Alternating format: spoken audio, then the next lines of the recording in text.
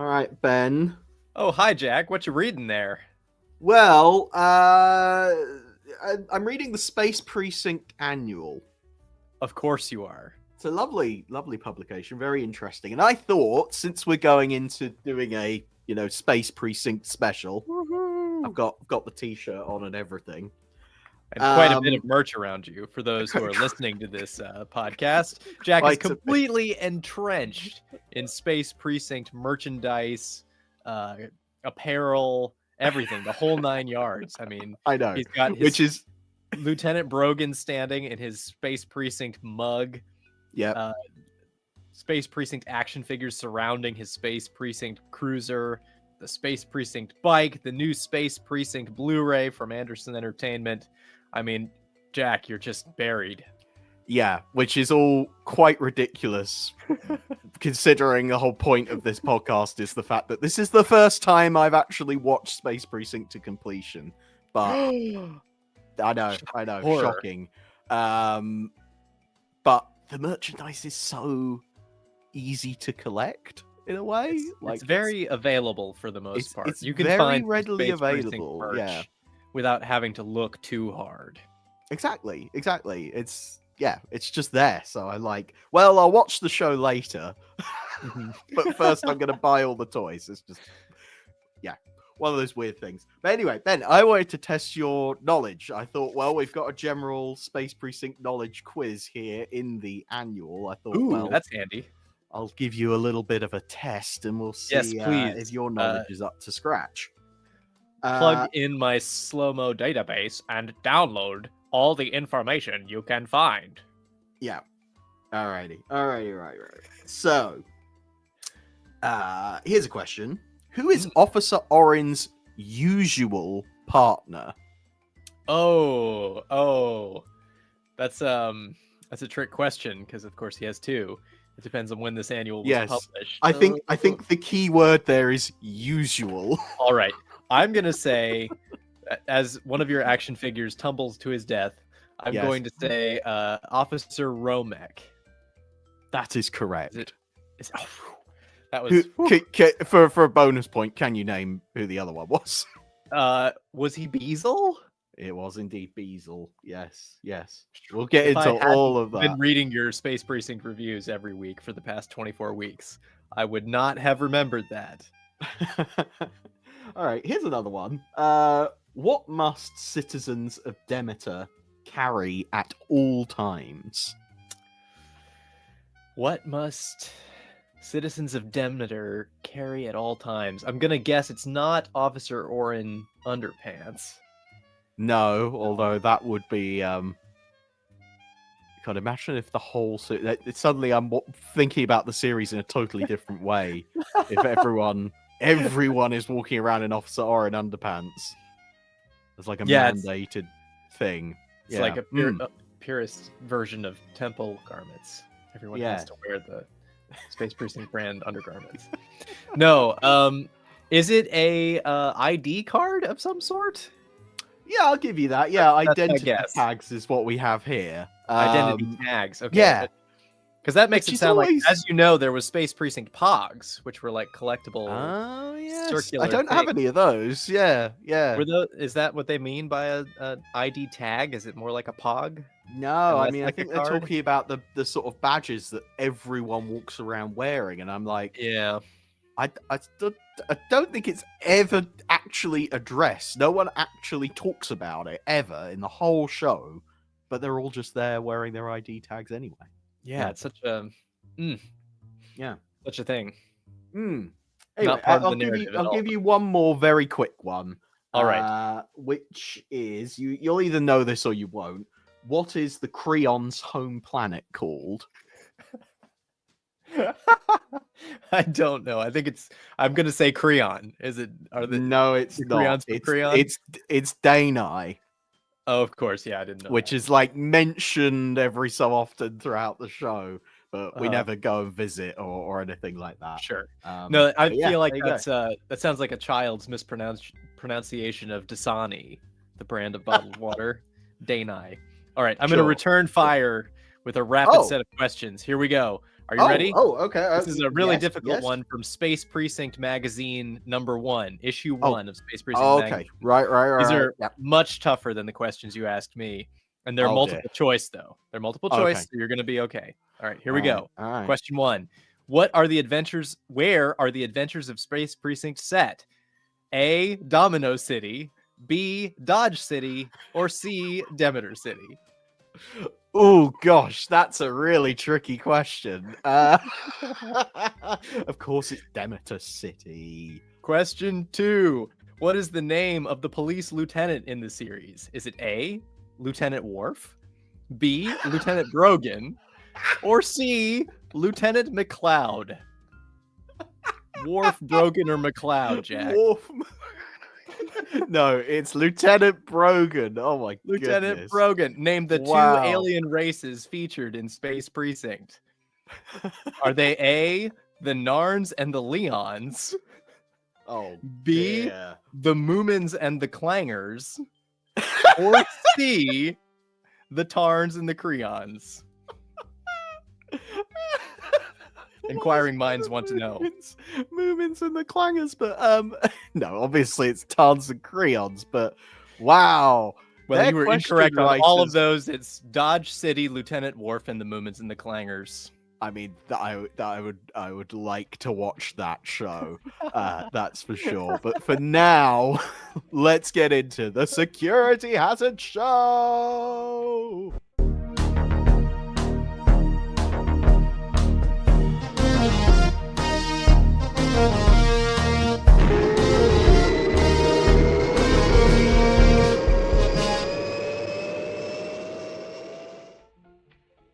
Hello, everyone. Welcome back to the podcast that's as unpredictable as Officer Oren's hairline. It's the Security Hazard Show.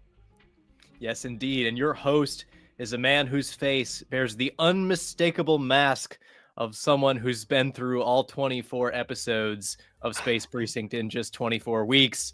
It's none other than Jack Knoll. Hello, Jack. Thank you. Yes. I wonder what that face looks like to other people who don't know what it is I've been through. People in the street are just like, he looks different somehow. There's something about him. He's seen things that the rest of us can only imagine. I certainly hope so. Well, my co-host today, some say that he has a third eye to harness his telekinetic abilities, but it's not in his forehead. He's Ben Wolfpage, everyone. Hello, Ben. Hello, thank you. I'm Welcome, keeping my welcome, third welcome. eye closed for the duration of this broadcast. That's good. Otherwise, you would have been able to cheat at those general knowledge questions. Yes. and that wouldn't have been right. Yes, I'm sad that I missed one while you got 3 correct.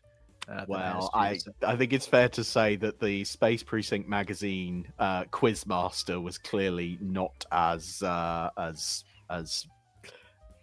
wasn't taking their job quite as seriously. I don't feel. No, but they have an excellent sense of humor, and for which I would like to appreciate thank that. them.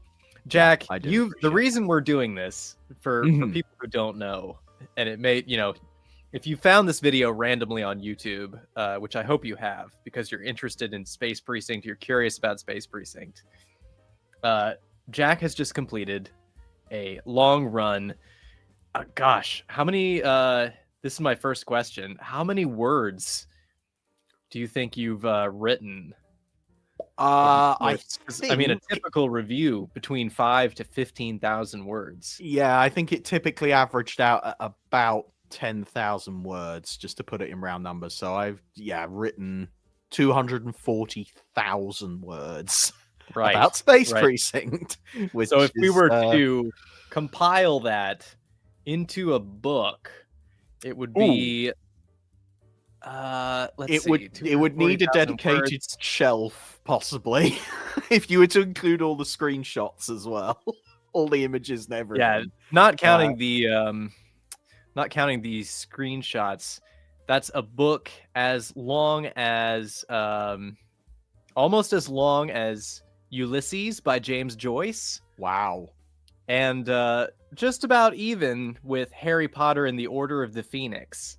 Okay. So Wow. there's All a right. little bit of reference to how much work you've accomplished over Yeah. the past few weeks. All about this 90s TV series. This is, of course, the Security Hazard Show. We're all about the life and work of Gerry Anderson. Mm-hmm. This is his final live action series. The sort of like main takeaway that I want people to get from listening to this episode, whether you're listening to it as a podcast or watching the video on YouTube. Jack, why should people care about Space Precinct? That's a really, really good question, because the interesting thing about it, well, I think it's interesting anyway, is that I'm a massive Gerry Anderson fan, but I've never watched Space Precinct all the way through until now. And you're not alone in that. A lot of fans have overlooked Space Precinct. Yeah, and I mean, that's for a few reasons. Obviously, it only came out in the 90s, so it's still relatively recent, so it hasn't had time to sort of enjoy a resurgence yet. I guess it hasn't sort of had that thing that Thunderbirds had in the 90s of like a new generation coming along and discovering it. Obviously this year is like the 30th anniversary of Space Precinct, so there's that side of it. I also think of it at the time, its broadcast run maybe wasn't as fruitful as everyone was going to hope for. So yeah, it just meant that not as many people saw it at the time, and it then sort of went away and disappeared, became very difficult to get hold of on home video and DVD and things like that. Yeah, it never had the kind of like that kind of like front and center cultural moment to come back either, where it wasn't on prime time on the BBC the way the Thunderbirds was. Right. I think it got like maybe one repeat run or something immediately after the first run, but then after that, I think by probably like 1997 or 8, it was done, basically. I think it did well enough on its original run, is one of the things we've discovered. In the UK, at least, it did. Yeah, it did okay, numbers wise, but it just never had that opportunity to get. So if you want to know about Space Precinct, you have to seek it out. You have to go looking for it. Exactly. So in terms of why people should do that, it's a fascinating example of a TV show where so many elements work and so many elements just don't work. So I'm not going to say that you're going to sit down and you're going to necessarily enjoy every episode of Space Precinct. As I discovered, it's a turbulent ride where some of it is truly exceptional, really, really, really good stuff, and then some of it is so awful. I asked myself the question of like, I don't know who this show is made for at this point. So it's a real kind of turbulent ride, and you have to kind of go into it with that. But yeah, if you want to see sort of what Gerry Anderson would do making a live action show, which he always sort of preferred and aspired to do throughout his career, given quite a generous budget and sort of in a way I feel like at the top of his powers in a sense, because it's like, well, Thunderbirds had just enjoyed its resurgence, so everyone was thinking, everyone, I think, at that point had quite a high opinion of Gerry Anderson. And so it was kind of like, I feel like in a way he had a little bit of, I don't know, just without too much kind of, it's just a different environment to what he was used to. There's a lot of clout and prestige attached to Space Precinct, which we don't necessarily think about now. But at the time, certainly you had someone like John Glenn attached to direct several episodes, famous director of James Bond films. I think he may be, if he's not the most, if he didn't direct or work on the most James Bond films, he's got to be up there. Yeah, because I think he directed 4, which is quite or 5, quite a few. Yeah, I'm not sure. And before that, he was an editor and a second unit director on that franchise as well. Yes. So very prolific, prestige director. You had guest stars. It launched the careers of some, perhaps the careers of some others. Yeah. Some real names in there. Some names, but also quite a lot of like really obscure names and stuff like it's a real mix, and this is what is so intriguing about it for me. It's a real mix of really high-end directorial talent on the one hand, and then you've got a load of actors who had never really done a lot of TV work. I'm like, there are guest performances, but not as many as you would think oh, that's a big name. That's quite significant. Sure. So it's a real. It's got this kind of energy of like really big production, but also like really scrappy and thrown together as well. It's a fascinating blend. It's a really interesting blend, and of course, it's got all the Gerry Anderson kind of hallmarks of action and model special effects. The special effects in the show, all done by Stephen Begg, who had joined Gerry with Terrorhawks and kind of stuck with him all the way through. Doing some really great model work, which probably is one of the best achieved, most consistent things about the show. Is the model work. It's really outstanding stuff. And of course the animatronics, because I think probably the key selling feature of this show is the fact that you have alien characters walking around with these, at the time, pretty cutting edge animatronic prosthetic masks, where it meant that the actors could give very kind of natural performances while still looking like aliens, and that is pulled off exceptionally well. And from the word go, really, I think it works. So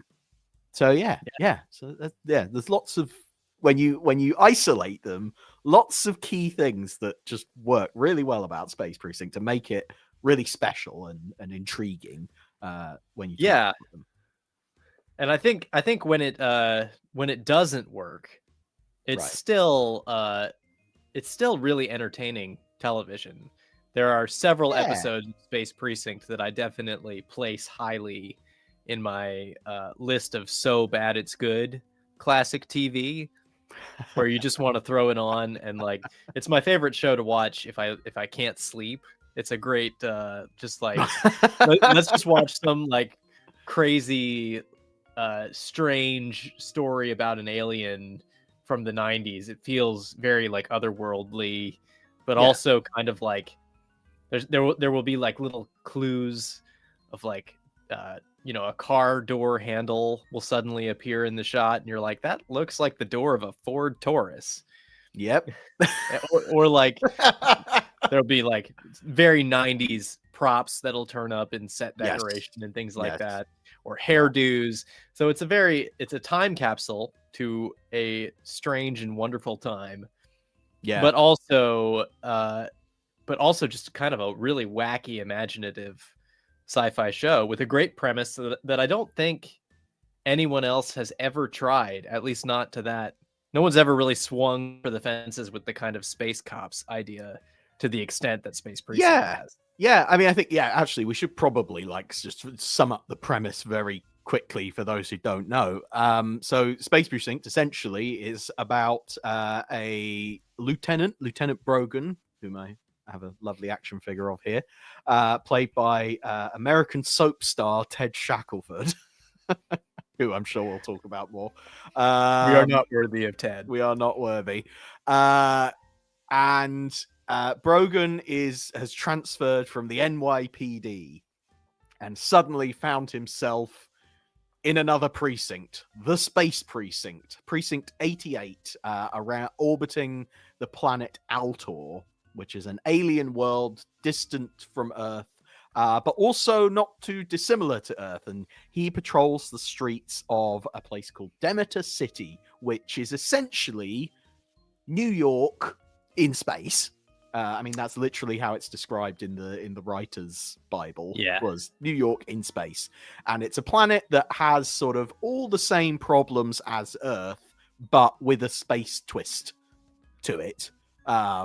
So they will often be solving crimes involving a drug ring, but it's not any drug ring; it's a space drug ring, where the side effects of the drug have hideous alien results and things Space like that.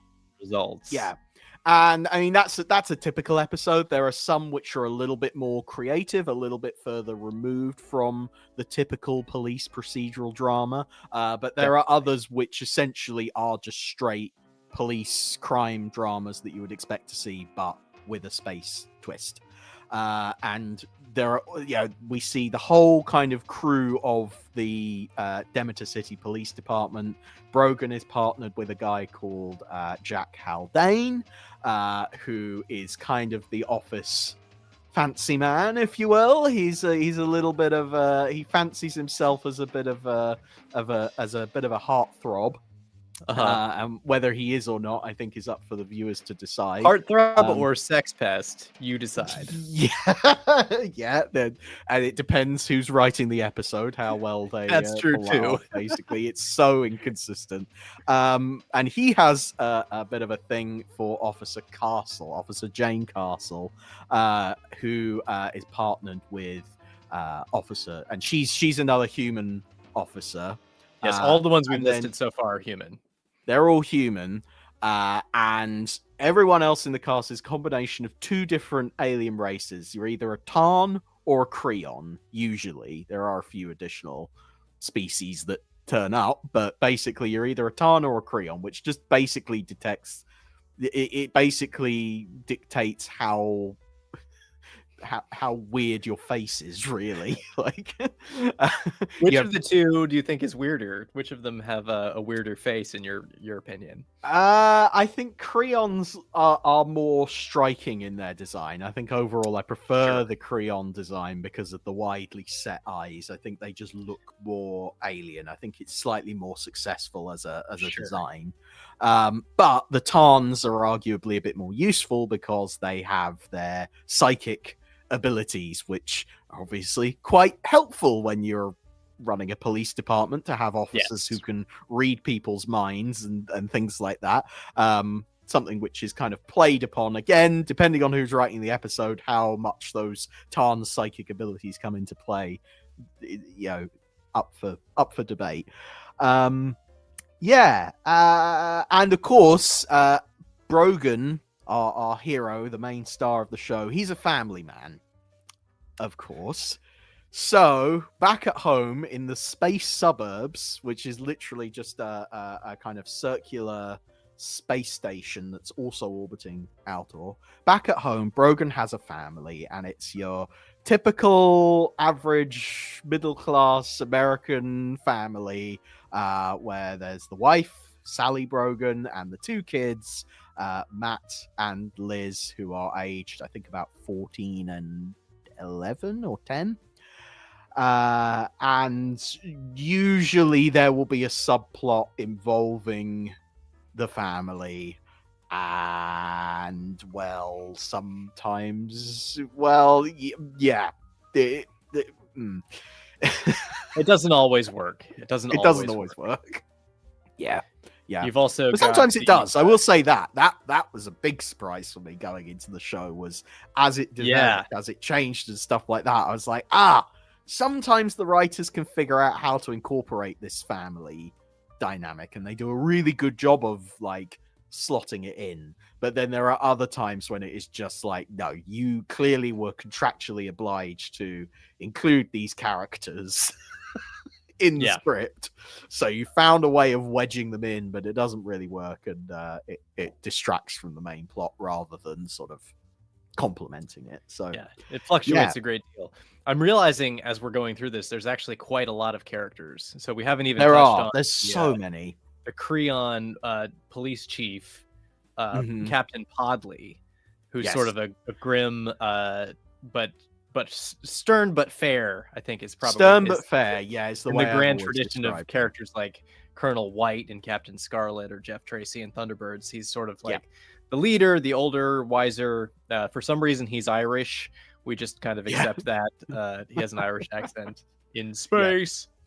You've also got your comedy duo, Oren and Romek, who provide some light relief. They're both Kreons. I almost said Klingons. They're not Klingons. They're Kreons. No, that's a different show. Kreons. Yeah. And of course, Castle's partner, Took, who's a Tarn. Sergeant Fredo, the staff sergeant, who's a Tarn.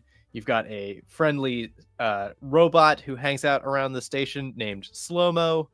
Yes. Goodness me. Sort of like the secretary. He goes around and does all the paperwork and researches things and just comes in to drop some exposition every so often. But he has his comedy quirks as well because he's a robot and so he doesn't understand people and things like that. So that's played upon really well.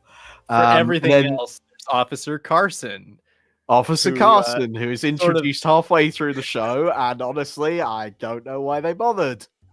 Well, he's just sort of like the exposition font. So if there's exposition needed. He's given the very broad label of science officer. And that means that 1 week he'll be in charge of computer science and working with Slow-Mo, the robot, to, do some clever computer stuff. And then the next week he'll be a forensic officer and responsible for, investigating the crime scene and, fingerprints and that sort of thing. And then any other time, if there's a weird space phenomena that comes into play, they'll ask Carson for his opinion. More often than not, he won't actually be able to provide anything of use. Sometimes he's like the medical officer. Like if there's a medical procedure going on, he'll have to jump in. Sort of a catch-all. If you don't have a regular character who can do it, give it to Carson. He can handle it. Yes, exactly that. So a big cast of characters, which it's nice when they're used correctly, when they get the balance right of being able to feature all the characters but still sort of have a focused plot.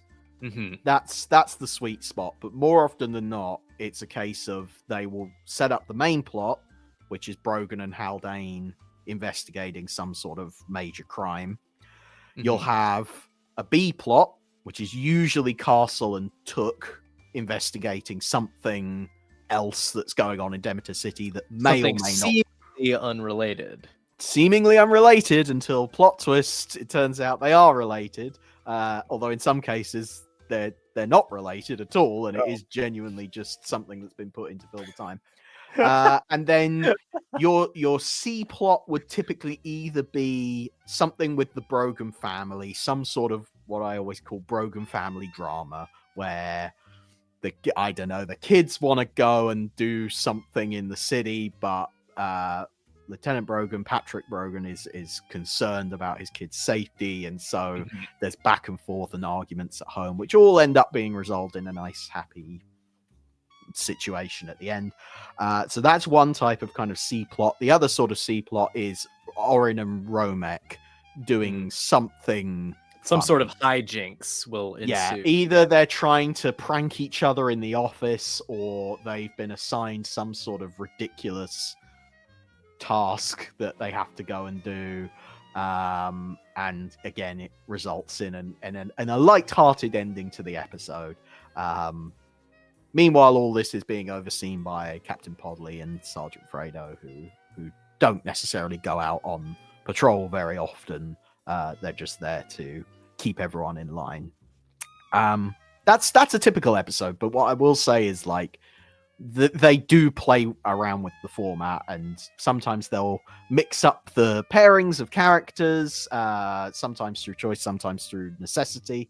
But and that's usually where I find the show the most interesting, is when they do mess around with the format slightly, and or they'll sort of ditch all the ideas of having lots of subplots and lots of other things going on and just focus the story on the main plot, and that also tends to work very well. There's just so many elements and so many characters that it's a tricky balance, and definitely a show to take episode by episode, because there's really some winners and some losers. So before we get into like ranking those episodes, I want to ask you. I mean, I have millions of questions about this.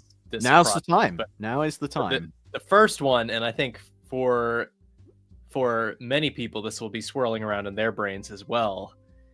So you're sort of like a Super Mario Nation focused guy. You've done like mainly Super Mario Nation stuff on Security Hazard. Where does this? Well, first of all, like, why? Where does the live action stuff fall in relation to that? Like, because you love Super Mario Nation so much, does the live action pale in comparison?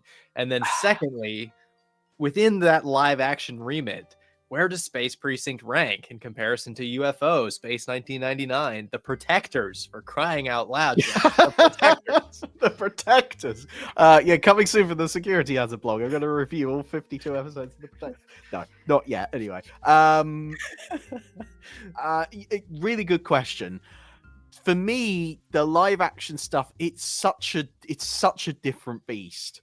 And I sort of dipped my toe in to it by doing I reviewed The Day After Tomorrow Into Infinity as kind of like a one-off live action thing to see if I could review it in the same way as the Super Mario Nation shows, just because you're focusing on totally different things. Like you're much more obviously drawn to like the actors' performances and things like that, and less so about what I would often do when reviewing the Super Mario Nation shows, which is like picking out which puppets were reused in what shot and props and sets and stuff that got obviously with live action that's less of a focus. So Day After Tomorrow was kind of a test of like, well, can this still work? Can I still review it in the same way if it's live action? I think that turned out to be fairly successful, maybe with a few modifications.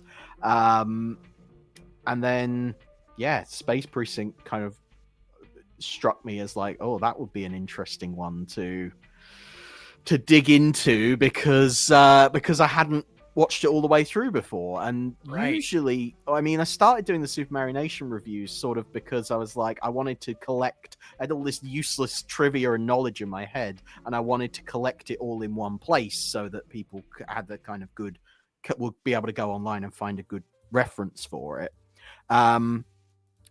Whereas Space Precinct, and indeed a lot of the Gerry Anderson live action shows, I just don't have the same kind of encyclopedic knowledge of it. Like I couldn't necessarily look at an episode and be absolutely definite of like who wrote and directed it, who's starring in it, all the behind the scenes trivia and stuff like that. I just didn't know it. So I thought it would be an interesting challenge to do Space Precinct, because I was like, well, I don't know it. I haven't watched it all the way through, and maybe it would be an interesting challenge to watch it for the first time and then force myself to write an in-depth review where I do all the research on like what was going on behind the scenes at the time, and all of that stuff. And it was a real challenge to like put a review out every single week. In real time, I should say, like I was reviewing an episode that week and then writing it up immediately, publishing it, moving on to the next one. So it was a really, really quick turnaround on those.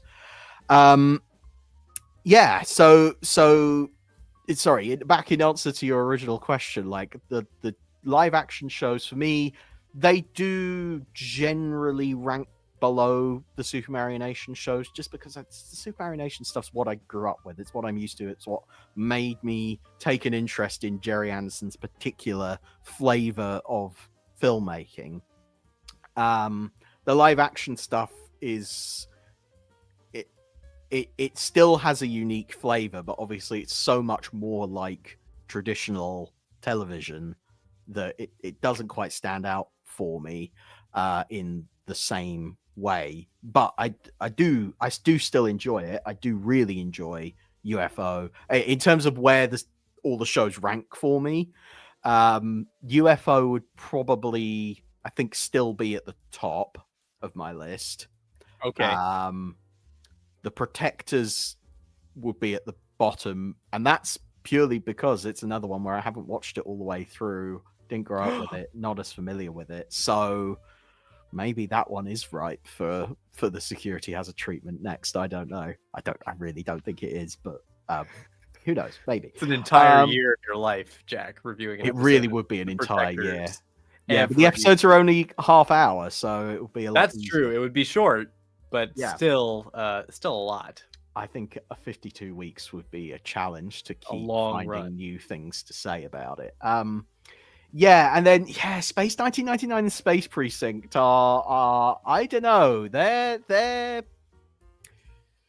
I know for you, Space 1999 is like best of the best, like really top shelf stuff. And I see that. I really do see that. But I kind of watch television, and what I enjoy about TV in a lot of cases is the scrappiness of it. It's the fight to meet really tough deadlines and still being able to produce stuff of a decent quality. And boy, oh boy, when you learn about the history of Space Precinct and read about the production history, they were seriously up against it. And the results are so mixed and so varied. So I think but whereas Space 1999 is just, the first season at least is like so well done and so polished, and like it all works, and there's nothing really too weird about it. So I think it's a case where my head says Space 1999 is the better show, but my heart belongs to Space Precinct, and that's obviously I'm so close to it, having just finished doing a massive rewatch of it and everything. But that's amazing, though. That's really cool. Yeah, my heart does belong to Space Precinct because it is so. I mean, the other thing is I've always kind of been a champion for the underdogs of the Gerry Anderson universe. Things like The Investigator, Four Feather Falls, the things that don't get enough love, rightly or wrongly. Which is part of what surprised me. Yeah, that's why it was so surprising to me when you were like, "Oh, I haven't seen Space Precinct," and I think sometimes people assume, with me a little bit too, but I mean especially with you, because you have such an encyclopedic knowledge of the areas that you know a lot about. Right. That maybe you know everything about the Gerry Anderson catalog, and maybe you've seen every show and every episode. Yeah, I think that's interesting. That like for some reason, and I do this too, and I think almost everyone I know, with one notable exception, almost everyone I know has some blind spot in their Gerry Anderson knowledge. Of course, because you're talking about a career that spanned. It spanned across sort of 6 decades. Right. No wonder that people have gaps. And I think that's absolutely fine. People talking about, oh, you're not a true Gerry Anderson fan if you haven't seen this or you haven't seen that. I'm like, no, that's nonsense, because in a way it's fun to keep learning as well. I think as long as you're open to like keeping on trying things, that's fine. And if it's not all for you, then it's not all for you. That makes perfect sense. I feel lucky to have come along and found Space Precinct, later on, and sort of have been able to pick it up and go, yeah, there's a lot I like here. I don't like all of it. But it's like a new Gerry Anderson show in a way for you, because there's some of it that you hadn't seen before. So it's like it's a special experience to get to revisit something old as if it's new. And I should talk a little bit about like why that is that I hadn't sort of managed to get through it all. Because if I'm remembering rightly, growing up, I went through this phase of like, oh, I'm into Gerry Anderson stuff, I should just collect everything I can. And as you can see, I was able to collect a lot of the Space Precinct toys and merchandise and stuff, but actually getting hold of the series was incredibly difficult because it had quite a limited DVD release in the sort of early 2000s and things like that. And it really wasn't that easy to come by. So I think I had like one VHS tape of Protect and Survive and presumably Double Duty on that tape as well. Okay. And then I think I had maybe one of the DVDs with sort of 2 episodes on it. But I honestly don't know if I ever even looked at that. Then Network did the DVD release a few years ago, and I was like, right, I'm gonna pick this up. Space Precinct, finally, it's like widely available. Everyone can access it. I'm gonna sit down, gonna watch it. And I just burnt myself out really quickly. Actually, I think I got to the what I would consider the difficult point of the series, which is around episode 9 or 10. And just kind of got stuck there. That is, yeah. And so I never picked it up again. And then 30th anniversary came around, Anderson Entertainment did their Blu-ray set, and I was sort of thinking, that's the opportunity there. If I set myself up with the challenge of writing reviews on Security Hazard, where I am simultaneously reviewing the episodes but also reviewing the box set, which I think we should probably talk about a little bit, then that will get me through it. And it did. And so I would sit down and watch an episode every week and then write about it. And I think a week, doing one episode a week was kind of a good pace, because of course the other thing is the episodes are 45 minutes, and that's can drag a little bit sometimes, particularly, as I say, the quality of the episodes varies so much that sometimes you do just get stuck. But I had this voice, and Ben, you were part of this as well, of telling me, like, I promise the show gets better. In the second half, the quality improves. It like gets better. And I will say it does, with a massive caveat of it doesn't. It gets better, but it still has its weaker notes in the second half. But that's true. But the second half of the show does get better, and so I have this sort of promise of like, it gets better, it gets better, it gets better. I was like, well, how much better does it get? How much better can it possibly get? And I'm not going to say it totally improves. There are problems from the first episode that are inherent all the way through the show. This is true. There are little modifications and little changes that happen all the way through that make it fascinating to chart it and to yeah. And I think for the most part, there are moments where if you're charting the trajectory, I think I said to you at one point during this process, it's like if you're squinting at the graph of like Space Precinct quality, starting at the beginning, going to the end, it's definitely an upward trend. However, if you focus on the chart, you see that it's actually fluctuating quite a bit as it makes that upward journey. So there are episodes where it kind of regresses, but I don't think it ever gets worse. I think the changes that they make throughout are changes of improvement and growth. And I think they were definitely headed in a stronger direction. Yeah. Another curveball question on your ranking. So you ranked it sort of in the middle there with Space 1999. What if we add in the other Gerry Anderson live action productions, like, well, basically they're feature films or feature presentations, I see. like Into Infinity, like Crossroads to Crime, like Doppelganger. Where then? Oh boy. I mean, still somewhere. Crossroads to Crime goes to the bottom, I think. Below The Protectors? Yeah, easily. All right, easily. Fair enough. Probably A Day After Tomorrow. I have a really sweet spot for that. I do as well. Again, I would almost put that to the top, because that's the thing that I'm like, it's so perfect. And I think we're going to probably talk about this in a few weeks' time on the show.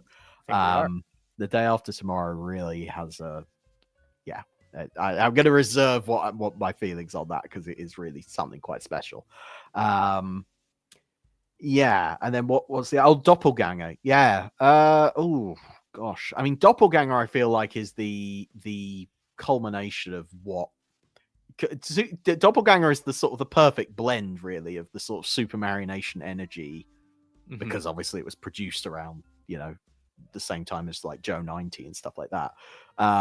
It's the perfect blend of like Super Mario Nation energy, but with the sort of grown-upness of doing a live action show.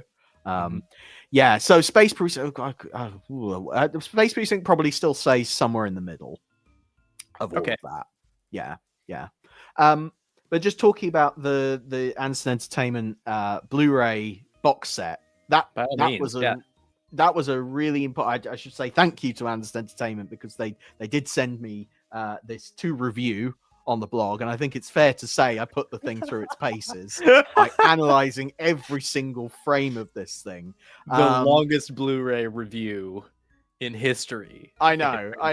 It was almost as long as Ulysses.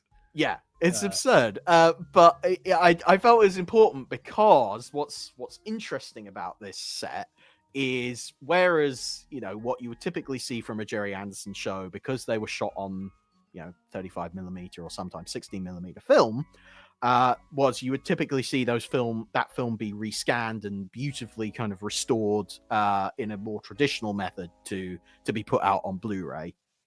With Space Precinct, you have the unique issue of, although it was shot on film, it was edited on video and includes digital effects and stuff like that, which means its native resolution, and I'm going to try and explain this as best I can, its native resolution is standard definition, which means you can't really just put it out on Blu-ray because you wouldn't notice any improvement to the quality. That's right. So what Anderson Entertainment did was they used AI upscaling to, try and find extra detail in the picture and try and sharpen it up and make it look as good as it could from what was the best possible available material. And a lot of people would be quite hesitant about that, because we've seen that AI does not always do a very good job of preserving detail. It actually kind of does the opposite thing of sort of smearing over the film grain and stuff like that, and everyone comes out looking like an oil painting, which I don't like at all. No, it's a terrible thing. It's not done with enough care. But I've got to say, the AI work on the Space Precinct box set is really good, actually. I can confidently say the show has never looked better. And that might be just because, to be honest, the DVDs didn't look great. True. To start with. So it sort of was a case of, well, you can't really go far wrong. But I think there has definitely been a level of quality control on the Anderson Entertainment set, which I think ITV had some sort of involvement with doing the upscale work and things like that. They just did a really, really good job on it, I have to say. For full disclosure, I freelance for Anderson Entertainment and have done a lot of work there. Right. However, I am not being paid to say this. This is not this is not a sponsored message from me. This is just my own personal opinion. Yeah. I don't think that I've ever seen a better AI upscale than what ITV Content Services did in conjunction with Anderson Entertainment for Space Precinct, because it really, because of the specific way that the show was made, the kind of comparable example is Star Trek: The Next Generation, made around the same time. That's a show that actually has Lieutenant Worf in it. Right. Made around the same time with a lot of the same problems, where it was finished and edited to be released on regular TV at regular TV quality. So there wasn't an HD master to draw from without having to recreate all the elements. In that show's case, because it was a larger franchise, they went into detail and recovered the original film negatives and recreated the effects and went to a lot of trouble to restore it. There just isn't the budget for that for something like Space Precinct, I don't think. Right. Well, wasn't there an issue of like nobody quite knew where the original film rushes were? There is a lot of missing material, yeah. Right, so exactly. That's an issue as well. So AI was sort of the only option, and I think the attention to detail is really a great example of why AI can be useful in the film and television world. if it's used as a tool and not a replacement for human. Exactly. Efforts. I'm like, you think about it, probably the amount of time that went into the quality control part of the process absolutely was probably equal to. That's it. Yeah, exactly. Using it as a tool rather than a replacement, I think, is the key thing. You have to put the time into trying and retrying things. I'm pretty sure that was the case. I remember they did a great feature on this on the Gerry Anderson podcast, talking about this restoration process and how it wasn't right the first time, so they had to go back and redo it. It's and amazing. All this sort of stuff. The attention to the detail and the care that they put into it is amazing. For a show like Space Precinct, that's not as loved as it should be. They really gave it the kind of love and care that it actually deserves, which is amazing to see. I should say, I was handed this box set. Essentially, no one said, "Oh, please be nice." I was free to pick it apart, and you could see, you could go and look at the blog. Like, I took screenshots from pretty much every single shot. You can see it on the Security Hazard site, and you can see it holds up. There are like maybe one or two things where it doesn't quite work, but I think you highlighted every single error that exists on these discs, and it's so rare. And it's quite tiny. Surprising. It's so small. It's like I can think of one or two things that maybe aren't quite right, but I don't even know if that's necessarily an AI thing either. It could just be or not necessarily because of the AI. It could have been some other part of the process.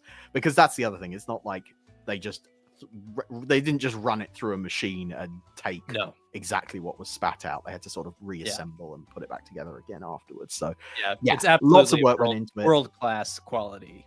And then of course the other thing is all the special features as well. There is so much stuff included on this set, including things like the Space Police pilot, which I should say there will be a review of that on the Security Hazard site, just coming. I'm taking my time with that one, actually, because it's such a different beast compared to the show itself. I sort of need to want to whet your appetite for a different way. If you want to whet your appetite for that review, go back and listen to the Space Police episode of Operation Anderthon. Great podcast that Jack used to do with his significant other, and they went through, and she hated it. She hated it. That's right, I remember. So that's a fun look, because you're sort of defending it and she's sort of attacking it, and it's a great look at Space Police. Lots of other there's that. Chris Dale did an amazing documentary that's on the set as well. I think it's like 2 hours long or something. Really digs into the complicated beast of Space Precinct, which definitely all the research and work that Chris Dale put into that special feature and all the others on the set, like, made my job that much easier when it came to like reviewing and researching and things like that. I think if you've never seen Space Precinct, this box set is definitely the best way to watch it. It's well worth a look. A couple of other sort of things I have to recommend and sort of say thank you to as part of the process of doing these reviews. Space Precinct Unmasked is a book by Richard James, who played Officer Oren. Fantastic book, really honest, sort of talks about Space Precinct, the good and the bad elements of it. Richard's enthusiasm for the series is extraordinary, but he's also kind of quite a fair critic. He's willing to call out the things that didn't work, but also frames it from the perspective of like, wasn't it just amazing to be a young actor involved with a television series on this scale? So definitely recommend Space Precinct Unmasked. Of course, the Gerry Anderson episode guide by Chris Bentley, which I have open in front of me pretty much at all times, has fantastic insights on, who was in the episodes, and any other little bits of trivia that maybe didn't get into Richard's book are in there. I of course have to say thank you to you, Ben, because you went through and did something that I don't normally have the luxury of on Security Hazard, which you went through and edited my reviews. Sort of, I would hand you the first draft, and you would kind of correct things like spelling mistakes and stuff like that can slip through when you are churning out 10,000 words a week. Funnily enough, there are mistakes that are made. If you find any mistakes, that means that it's those are my fault, not Jack's, because I offered to be the filter. So No. please do. Because even then, I think even editing, like just doing one pass over 10,000 words, there's still going to be stuff that slips through. So yeah, Sure. don't blame you for that at all. But also, I feel like people like that about the Security Hazard blog. Again, it's like Space Precinct. It's a little bit scrappy. It's a little bit rushed. Well, and it's there's a down to earth quality too, where it's hopefully people are getting the impression as we sit here rambling on for hours about Space Precinct that we love it, but we don't take it too seriously. We have a sense of humor about it. You really can't. And that's part of what people come to the blog for, is for the wonderful jokes that you make when a piece of set design is just absolutely rubbish. Yeah. When someone's hair looks like it was pulled straight from an 80s discotheque. Your commentary is just absolute gold. So I wouldn't want to suppress that by making it too polished and too nice. It definitely has to have that rough and ready Space Precinct feel. I tell you what, though, actually was a unique problem with Space Precinct. Well, I suppose it's not unique, but it was something I hadn't really encountered before as much, was because I was like commenting on like actors' performances and stuff like that. And because it was only in the 90s, I was I don't want to be too nasty about anyone in particular. We talked about this, because like they might find it. That's an extraordinary. But I think I didn't let that like stop me too much. Like if something wasn't good, I would say it wasn't good. But I would always try and frame. I wasn't doing it to be cruel. I was doing it to sort of reflect on like how it fitted within the show as a whole, and maybe less so thinking about why is this actor bad, but more sort of thinking what were the circumstances that led to why this actor was cast in this particular role, why they were put in such an awful costume, that sort of thing. Like thinking more about it from a production perspective of like what decisions were taken to get you to that point. Because I think that makes it more interesting, really. It's more useful as a resource to consider. Oh, well, maybe that actor's performance was bad because I don't know. Maybe they just gotten off the plane from California or something. Little things like that. That are the reality of making TV. This is the thing. It's not that glamorous. It is no. It's a rush. It's time. It's a time-consuming process. There are so many people involved. It's very difficult to point the finger of blame at any one person in particular. Particularly with Space Precinct, because there were so many like executive producers and different companies involved and things like that. And I think it's interesting to sort of try and unpick that tangle and see how the chain of events kind of led and flowed. So I wasn't in the business of like I'm just going to make jokes about at someone else's expense. Sure. It was more about like using humor as a way of exploring the reality that making TV is really difficult. Absolutely. Yeah. And even with a lot of money in your pocket, even with the best possible circumstances, it's still really challenging to get the balance right between different types of storytelling. I mean, you've got two genres in Space Precinct. It's a cop show and it's a science fiction show. Yeah. So trying to find that right balance. I mean, even if their budget had been unlimited, which it wasn't, no, then it still would have been limited. An incredible challenge. So our hats absolutely go off to all the people who were involved in the making of Space Precinct. If you were involved in the making of Space Precinct, please do drop us a line. We'd love to hear from you and hear your 2 cents on that process and that journey. Good, bad, or ugly. I think there's one of the things I like about Richard James' book that you mentioned earlier is the wide spectrum of people who were there just to do a job. It was just another job. Some people who were there with Gerry from the beginning, people like Christine Glanville. Yep. Some people who were there, like Richard, first time, just kind of out of the gate, dying to try their skills out on a big stage. Yeah. Just such a wide. There's so much going on in that environment, and he really captures a diverse group of perspectives in there. Yes, absolutely. Yeah, love it.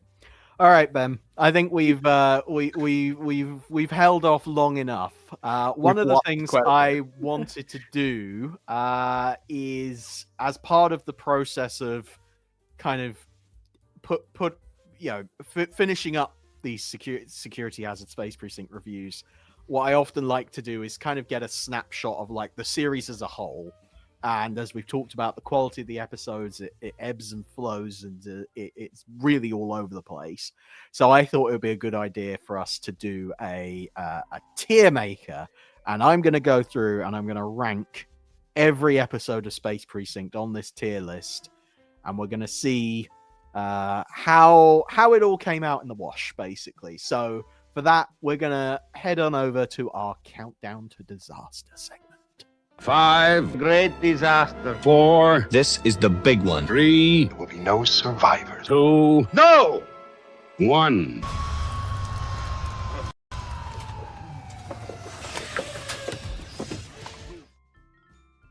All right. So, if you're not familiar with Tier Maker, basically how it works is we're gonna go through. We've got every episode of Space Precinct listed along the bottom of the screen, and we're going to go through and place it into one of these 5 categories, starting at the bottom with D tier, which is just the worst of the worst, going all the way up to S tier, which is the sort of extra special, like really good stuff. Space. And then everything in between. So D, C, B, A, S. Right. Is that clear enough for you, Ben? Yeah, I get I'm smelling what you're stepping in. Lovely. Well, so the idea is going to be that I'm going to kind of go through and see if I can remember what I thought of the episode, because some of these I haven't now seen for like 6 months. So it's going to Are you going to start kind of from go back to episode 1 and work your way through? Yeah, right, we are going in production order. Which means we are starting with Double Duty. Everyone's favorite episode, Double Duty. Just a quick let me see if I can find the episode summaries as they appear. Yes, that would be good, actually. Yeah, if you could recount a little bit of what goes on in the episodes. So Double Duty, interestingly, is like it's the first episode that was produced, but it was never intended to be the first episode that was broadcast. In fact, the plan was later in the series or later in the production run, they were going to go back and make the first episode later once the kind of production was up to speed and they were confident that they could make something of a really high standard. Then they would go back and do a proper introductory episode, which would have seen Brogan transferring from the streets of New York to the streets of Demeter. The problem was that the production was going at such a pace, they had to make a very tight deadline for the American debut of the show, so much so that once they'd gotten started, they didn't have time to go back and make the first episode, which is extraordinary. And so we ended up with not really having a proper first episode. So although Double Duty was the first one produced, it doesn't necessarily serve that well as a first episode proper. Not exactly. Which I should broadcast run that. Yeah, sorry, go ahead. I should interject that pilot or that first episode was subsequently novelized by Richard James as well. So you can perfect. There is a book available if you want to read that story and get a sense for what it might have been. Yeah, which makes a lot of sense. But yeah, Double Duty, I mean, let's not mince it any further. I think for me it has to go in the D tier. Ooh. It's not great. It's very pedestrian, if I can remember. It's sort All of the way in the D tier. The summary, real quick. A professional assassin killing drug dealers in Demeter City. The only one to survive drug baron Oturi Nissim's assault is a beautiful alien woman called Alicia, and she's taken into protective custody. yes. The summary of the episode. Yeah. ITV. But that episode follows so strictly the A plot, B plot, C plot structure, because it's very clear they were like, we don't know what kind of show we're making yet, so we're just going to follow a very, very traditional TV structure and just kind of work with what we've got and what works. So yeah, it really doesn't shine that well.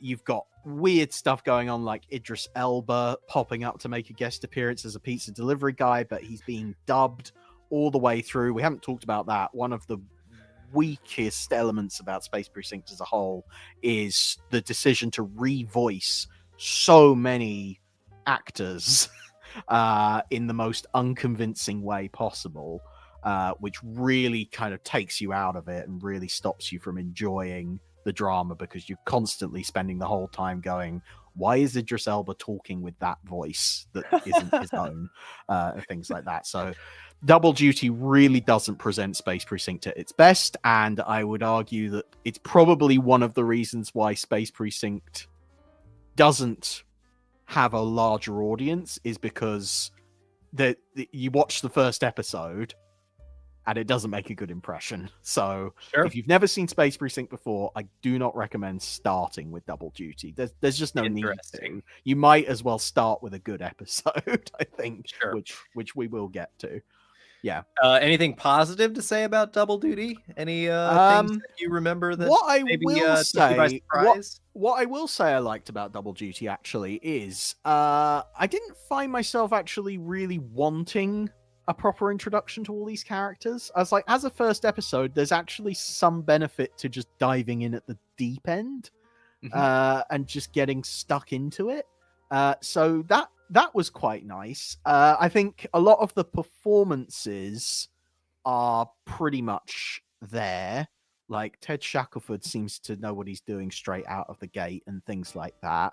The alien masks and things like that with the crayons and the tarns are pretty solid. You do have a few instances of people bumping into furniture and stuff like that to get started. But overall, I think those make a really good, strong impression. Yeah, there's definitely some stuff to like in Double Duty, but I just don't think it represents the best of Space Precinct. By a long shot.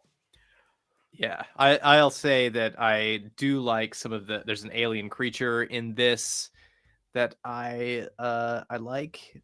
Some excellent makeup and creature work throughout Space Precinct, and this episode has one of them. I think Pizza Delivery Guy is my favorite Idris Elba role of all time.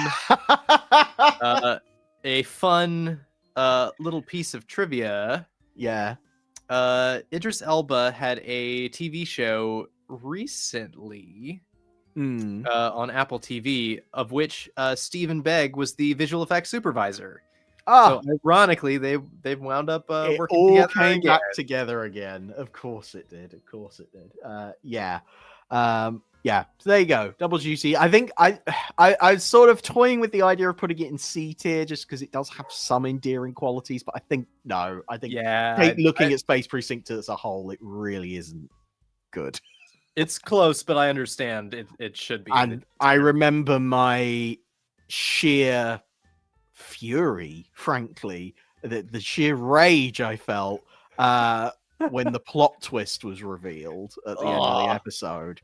It's rough. You watch it and you just go, no, that's not how we're going to do this. Please, no. Yeah, and you feel bad. I mean, you can only imagine how people felt at the time with all the anticipation in the wake of the revival and Gerry Anderson's getting back on top again and like all the press that had been out there about it. And then this episode is where they start. And it's like, that very neatly brings us on to actually Protect and Survive, which was actually the first episode to be broadcast. Yes, they were so indecisive about what the first episode should be that Double Duty was the first one produced, but Protect and Survive was the first one broadcast, but it was the second episode produced. And I think I'm going to put it in C tier. Because Okay. it's not that much better than Double Duty, but it is a little bit better. Okay, I'm going to read the summary real quick. Zyronite immigrant smuggler murders one of Brogan's informants, and the only witness is sleazy business executive Armand Loyster. That would be the blue hemorrhoid pictured on the tier. Haldane and Brogan are then assigned witness protection duty. So it's a classic cop caper there. Why do you put it in C tier? It's such a classic premise. It has a lot of the same problems as Double Duty in that it's quite formulaic and follows a very traditional structure. I think it gains a few points because Armand Loyster, the blue hemorrhoid, as we'll refer to him, is quite a distinctive character. It's the first kind of alien character in Space Precinct where you go, right, that's what they're going for. They really are pushing the boat out as far as like what they can do with animatronics and prosthetics and things like that. Really well performed and everything else. So yeah, I think he stands out for that reason. Again, as a first episode, it doesn't really hit the sweet spot either. But it is, ever so slightly stronger. There's a lot of humor in this one. You should talk a little bit about the writers for this. Most of the writers for Space Precinct were Americans who had a sort of history of writing for things like Star Trek or for writing for cop shows like Cagney and Lacey and things like that. Some of them had more experience than others, but anyway, they were very much American TV writers coming into this. With the exception of 2 episodes, Protect and Survive being one and Flash being the other, which were written by Paul Mayhew Archer and James Hendry, who were British comedy writers with very much like a sitcom pedigree and sketch comedy pedigree and stuff like that. And let's just say it doesn't quite fit with what Space Precinct was really going for, and it's not too surprising that they didn't contribute much else to the series because it is different and odd, and I don't love it. I imagine they were probably hired because they could turn scripts around quickly because you kind of need that energy when you write. There was a real time crunch behind the scenes trying to get Space Precinct off the ground and running in time. I don't know that I would agree. I would probably reverse those first 2 episodes in terms of where I would rank them. But just because I don't find the Armand Loyster as successful an alien. Fair enough. But I will say he makes an excellent bubble bath collectible. Yes. If you can find the Armand Loyster bubble bath, please tell me why you found it. Just one of the most unique pieces of Gerry. Very strange piece of merch. Yeah, definitely. So we got Double Duty in D tier, Protect and Survive in C tier for me. And then we should say, this is my ranking based off of how I found the show overall. Absolutely. But Ben, I very much welcome your critique of my critique. So next up, we have episode 3, Enforcer, which I have to say really took me by surprise. Enforcer, you liked Enforcer more than I did like Enforcer. For that reason, I think I'm going to put it in B tier. I thought you were going to put it in A tier for a second. Toying with the idea of putting it in A tier. I think the reason why I'm not is because it still has a lot of the problems of an early Space Precinct episode where the sets still look like they were built for a soap opera rather than a science fiction series.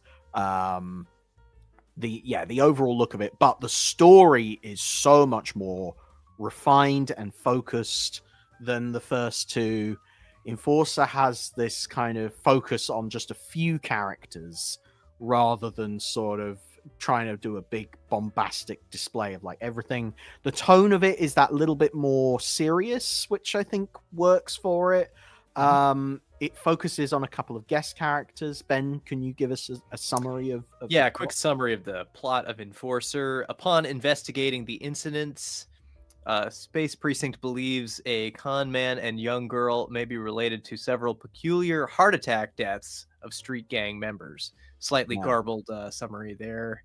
Yeah, not the best summary, but yeah, you've got a couple of mysterious kind of guest characters coming in who are kind of tied up in this string of deaths that keep occurring on the streets. It's a really nice kind of snapshot of what I think they were trying to do with the series as a whole, which was just like present this whole world of Demeter. This is one of the things that's so ambitious about Space Precinct is they've got a whole world they're trying to explore, a whole city that they want to try and get across on 2 sound stages at Pinewood Studios. You know, there's so much they're trying to do. So what this script does very cleverly is it goes, let's just focus on one street, one neighborhood in Demeter City and try and demonstrate some of the problems that this place is facing. And it does it through kind of a personal angle with Captain Podley, who's not a character that we see that much in the first 2 episodes. Suddenly he's in the spotlight.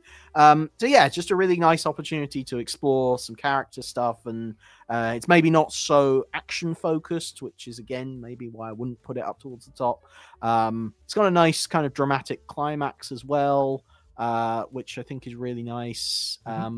Yeah, and actually finds a clever way of incorporating the Brogan family into it as well. That's true. I forgot about that. Again, these early episodes don't do terribly well to start with, but this one starts to kind of find clever ways of incorporating them. So yeah, Enforcer B tier, but nudging up maybe towards A tier. Yeah, this is for me. I'll just throw in a quick comment before you move on. It's one of the classic examples of Space Precinct struggling to find its tone, where you've got 2 twin themes: a sci-fi theme of telekinesis and a more adult cop show theme of child abuse and exploitation. Yeah, they don't quite gel for me. So I understand why you rank it where you do, and also one where the makeup and costume design is a little bit weaker. I'm not really fond of how they created the alien species of the young girl. Yeah. Oh, that's a shame. I quite like it. I think it has a real kind of. I mean, it's an impractical costume. I'll say that. She's and then wanders around trying not to sort of trip over a lot. But I think it still looks nice. Somehow. That's fine. We can agree to disagree on that. Yeah. Also, a really good performance by the child actor in that. Her name. She does a lovely job, and I think it's a terrible shame that she's dubbed, and we don't really get. I think it hampers the performance a little bit. Exactly. Yes, Jade Punt is the sort of child actor who's performing that character, but yes, unfortunately, it's revoiced by a middle-aged woman, and it sounds really weird. So it's really unfortunate because you can tell she's giving a really strong emotional performance underneath it all. But it's great to watch. Yep, that's Space Precinct. Alrighty. Next up, here we go. Flash. Now we're getting into it. Straight into D tier. Possibly the worst episode of the whole show. There's a new drug called Flash in Demeter that's causing its user to spontaneously combust. Brogan and Haldane investigate a pharmaceutical company called Interchem, the original producers of Flash. Yeah. Oh, there's so much wrong with this episode. Main problem is structurally, the plot is explained in totally the wrong order. So you as one of the things about crime drama and why it works and why it's compelling to watch is that the audience is learning things sort of about the plot and going through the twists and turns at the same time as the protagonists. That's the ideal setup, where sometimes the audience might be a little bit ahead of the protagonist because then they get the satisfaction of knowing that they're slightly ahead. But what you don't want is what happens in Flash, where the whole thing is explained right up front and you know exactly what the problem is straight away. You know who's responsible, everything that's going wrong, All the stakes are laid out there straight away, no mystery whatsoever. And then you have to spend the whole episode watching the police catch up, basically.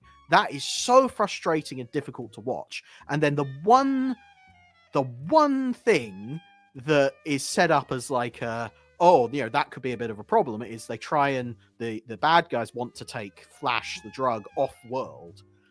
And they've rehired a scientist who originally developed the drug to try and deal with the side effects. But in the end, they just say, oh, actually, that doesn't matter. We're just going to do it anyway. So the whole thing is a mess from a storytelling perspective. Add to that poor Morgo, who's supposed to be the big bad alien of the thing. With an animatronic mask that just doesn't work. The mechanics inside the mask are just terrible. It just cannot express in the way that it needs to. Add to that a subplot, and this is where Brogan family drama is at its worst.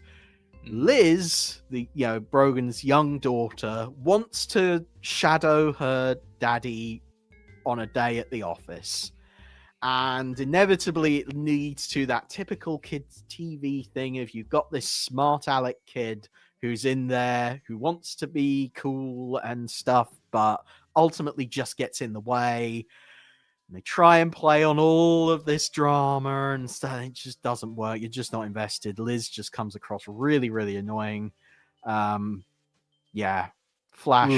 not good. Ben, your face has melted in the process of me describing all my problems with this episode. Anything to add to that? No, other than, God bless Morgo and all who sail in her. And you could fit about 3 people inside. He's a tank. He's an absolute. It's like a block of latex coming straight at you, and it's quite. It really is. Good action figure, though. They did make an action figure of it, which there is a Morgo action figure. Awful. If you're completing the bingo of strangest Space Precinct merchandise, your Armand Loister bubble bath, your Morgo action figure are 2 essentials. To get every square.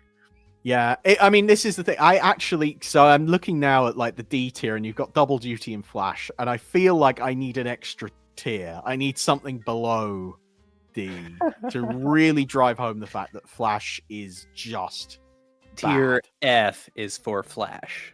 It's its own tier. Yeah. Now, on the other end of the scale, moving on, we have the Snake. Right. Which I'm is really curious where you're going to put this one. Well, I really like it, but I think it has just a few too many. I'm reserving S tier for the really best of the best stuff. Right. So for me, Snake goes in the A tier. I'm thinking about S tier, but I'm gonna say A tier. That's just because there are just a few things about it that are not great. Mainly the twist at the end it ruins the whole thing. But everything up until those last few minutes are absolutely exquisite. Can you give us a quick summary of the plot? A reptilian bomber from Castle's past threatens to destroy Demeter with bombs he's planted aboard a ship that's headed on a crash course for Altor unless his demands are met. Yeah, doesn't quite capture everything there's a lot that happens in this. It's an action-packed episode. It really is. It's so you've got the Talon Princess spaceship is the first time in Space Precinct that you go, they're really trying here. The model, the exterior model of the ship looks superb. The interior sets are quite interesting as well. Set design is probably my most common complaint when it comes to Space Precinct. It just looks cheap. But I think the Talon Princess is the first time where you go, you've really tried something here. So yeah, that's really good, really, really strong. The Snake as a kind of villain who ends up maybe not quite being so much of a villain is just great because he's just a reptilian guy who bleeds acid. Simple but very effective. That's what I like about the Snake overall. Is just it's really simple. It's really straightforward. They've got to get on a spaceship. They've got to defuse some bombs before it crashes into Altor. It's just so straightforward. Trying to do an honest to goodness story without getting too bogged down and overthinking what this show is all about. Yeah, just like going for it, and yet still finding like good roles for the characters. Like Castle gets a lot to do, even though she's not directly involved with the action. She is the one kind of running the show, and that's really great. You get to see a bit more of her character coming to the forefront, and things like that. We just so well made. John Glenn, the script is kind of quite, straightforward. There's nothing too special about it, but John Glenn really comes into his own as like a feature film director. You get the sense that the Snake is like a mini movie, really, which I feel like action as well. There's a lot of action in the Snake, whereas some of the other episodes they give him to direct don't have as much of that material. So I think I think the Snake is a good one. It's also, you could argue that some of the earlier movies or earlier episodes maybe start this, but there's a trend in Space Precinct of sort of doing the Space Precinct version of insert popular 80s movie character or franchise here. So the Snake bleeding acid, obviously a reference to Alien, where the aliens in Alien bleed acid. You could maybe make the case that Double Duty has a little bit of that as well, without giving away too much of the twist. But the Snake is where that trend really starts. Yes, yeah, and I think it was good because it united. It felt like suddenly the cast and crew had a shared vision that they maybe didn't have in the early episodes. I don't think anyone was quite sure of what show they were all making, and so it ends up as this sort of slightly tangled mess. The Snake is the first time where it really feels like, okay, everyone understands the brief. Doing an homage definitely helped unite them and sort of get a common vision. You're right. It's not just a knockoff, folks. It's it's an homage. Exactly. Yeah.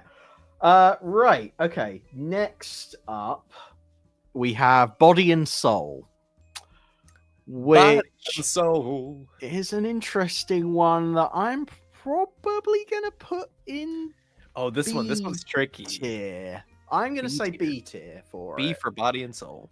A prototype spaceship created by eccentric recluse Alden Humes, and I think it's important that he's rich as well, returns to Altor after being lost in a radiation field from Merlin's asteroid for 20 years.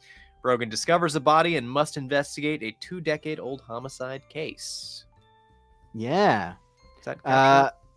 It captures it fairly well, without giving away too much of the plot. Body and Soul's an interesting one because it's very low key. It's sort of it's interesting for me. I think I put it on the same tier as Enforcer. It's written and directed by the same people, and it has the same kind of vibe of like not too many characters, really, really focused plot. Another really clever way of also incorporating the Brogan family into the main plot. I think Matt Brogan actually gets a decent amount to do in this episode. So that's really nice. Maybe a little bit simple, a little bit straightforward, but it dares to do something that Space Precinct doesn't do very often, which is try and get a little bit intellectual. Tries to think about the nature of life and death and what it means to have your physical body die, but have your soul live on in a digital form. Your consciousness, yes. Yeah. A very Space 1999-y kind of episode in that sense. A little bit. Also with the wandering planetoid feels a bit... a little bit. So it's maybe not... It doesn't rise up the ranks entirely because it is lacking what I think are a few crucial kind of Space Precinct elements. Like, I think you need to have a good action sequence and you need to have like lots of weird and wonderful aliens running around, and this episode doesn't have that. It's quieter, it's more cerebral, I think, and just you know, it's going for quite a different tone, which Yes. which is nice, but I can also It's appreciate nice, why but it they doesn't. didn't. Yeah, it doesn't quite have the kind of well, there's no aliens, as you say. The spaceship, there is a spaceship that's cool, but not mind They blowing. they reuse the sets from the Talon Princess in the previous They episode. They do. The guest performances, I think, could perhaps. I mean, if you could imagine, like, if this had been made in the 70s, if you had like Peter Cushing playing this part, I mean, it would have just elevated it much higher. So it's I'm not sure that they were quite equal to the quality of the material at this point in the series. Yes, exactly. It's a pretty good script, but maybe not quite executed well enough to be in the top tiers. I agree. Right, exactly. Next up, Time to Kill. I feel like this is a classic episode, and I had an interesting problem when I came to review this one. I didn't actually think it quite measured up to S tier.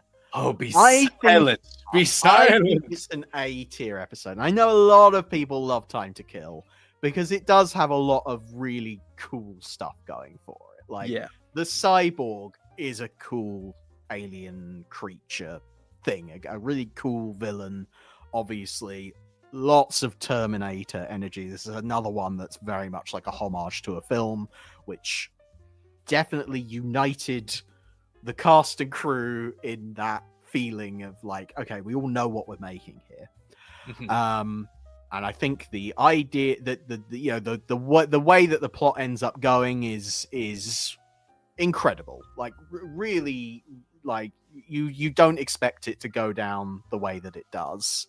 No, but it just does. Ben, do you have a spoiler-free summary? Oh yeah. Let's see. A cyborg disrupts a counterfeit cash sting operation, causing everything to go horribly wrong. And we mean everything, folks. Things get even worse when the team chase a cop killer. Right. That's an interesting way to put it, isn't it? Interesting way of describing it. But yes, I mean, it doesn't give away what it's about. Although the title, sadly, does slightly. I will say I kind of knew what was going on with this one before it. Yeah, you sort of can recognize. You have to sort of recognize it, but I still think it's a lot of fun. The reason why it doesn't get into S tier for me, I think, is purely a few little things that slightly bug me about it.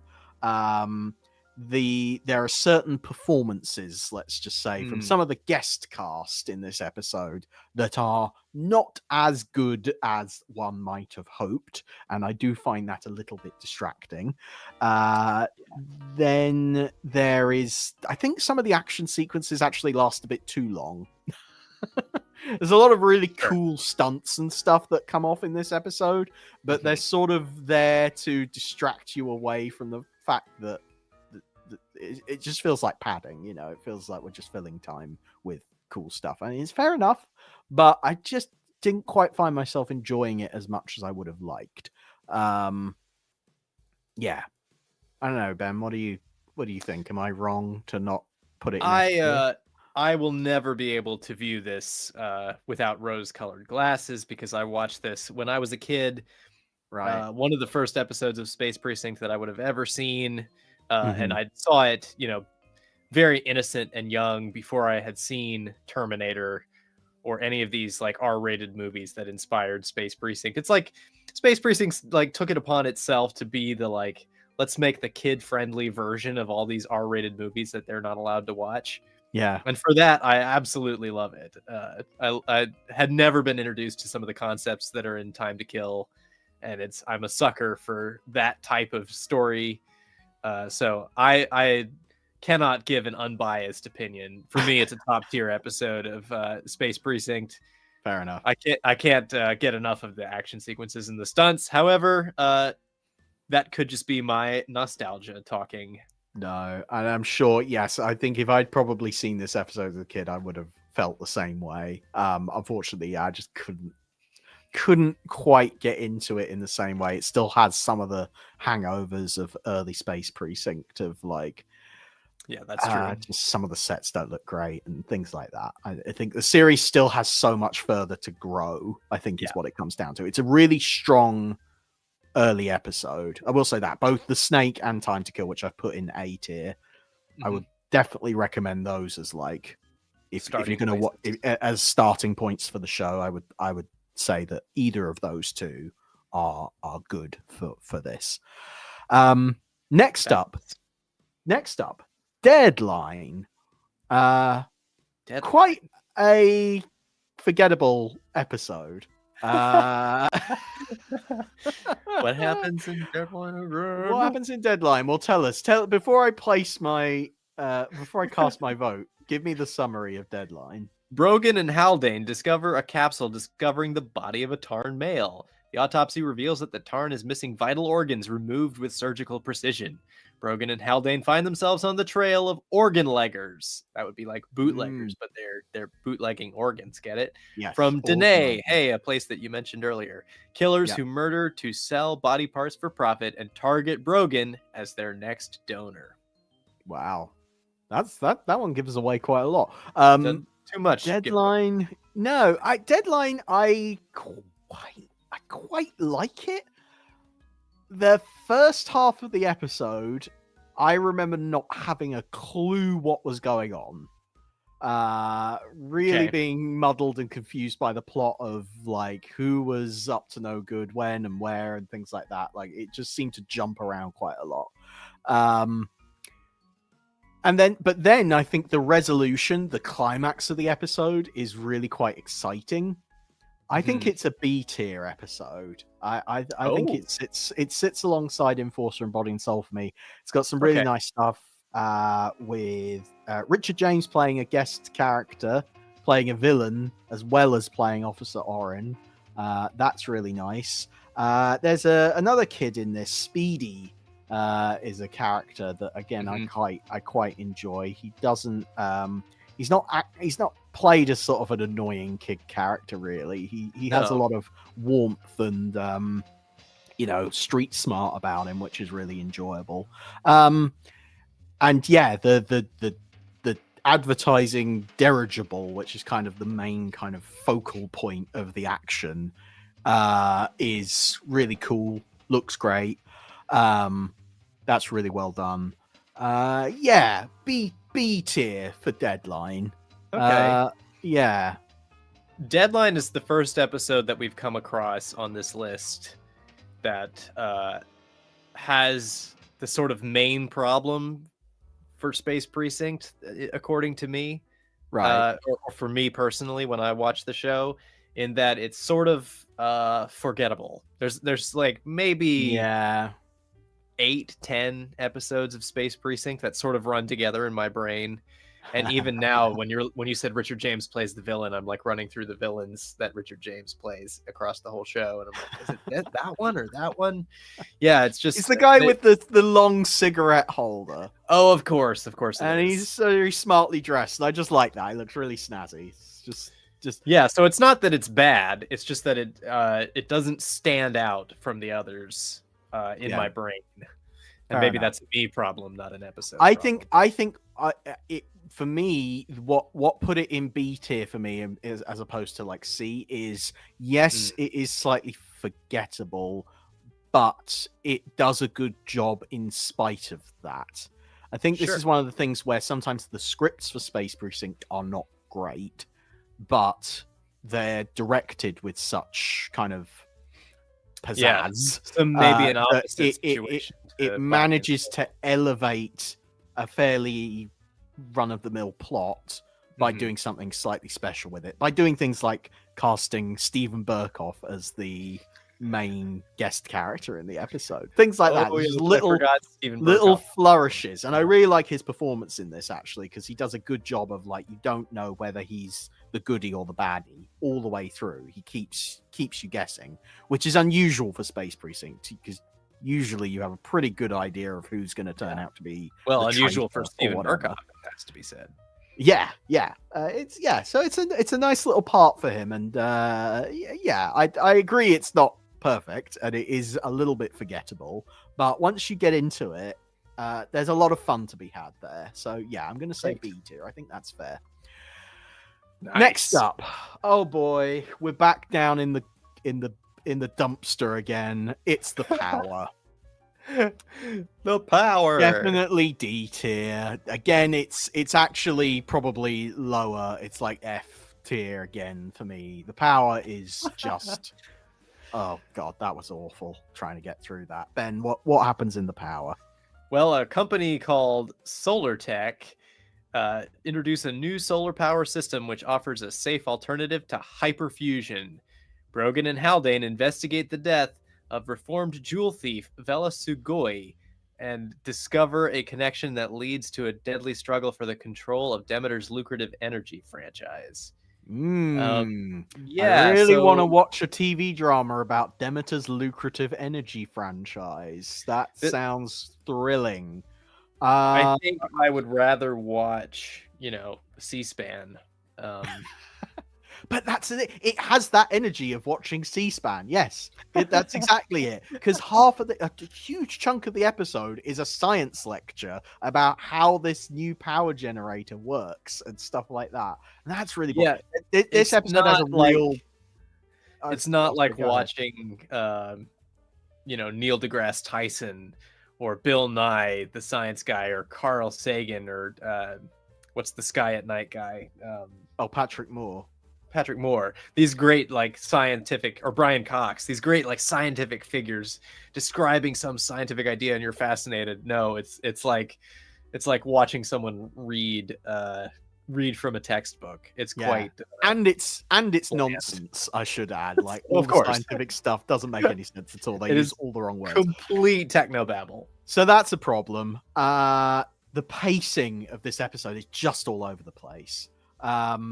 I said in my review how I was like, if there was any episode of Space Precinct that needed to be cut down to 25 minutes, this is definitely one of them.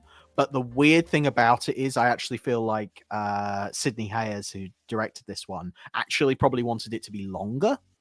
It has this feeling of like you've taken chunks out of a feature film and just kind of joined them up together. Like you could have a lengthy scientific lecture going on to build a bit of intrigue in a feature film because it plays out that much slower and you have that much more time, but dropped in the middle of a 45-minute Space Precinct episode, it just doesn't fit.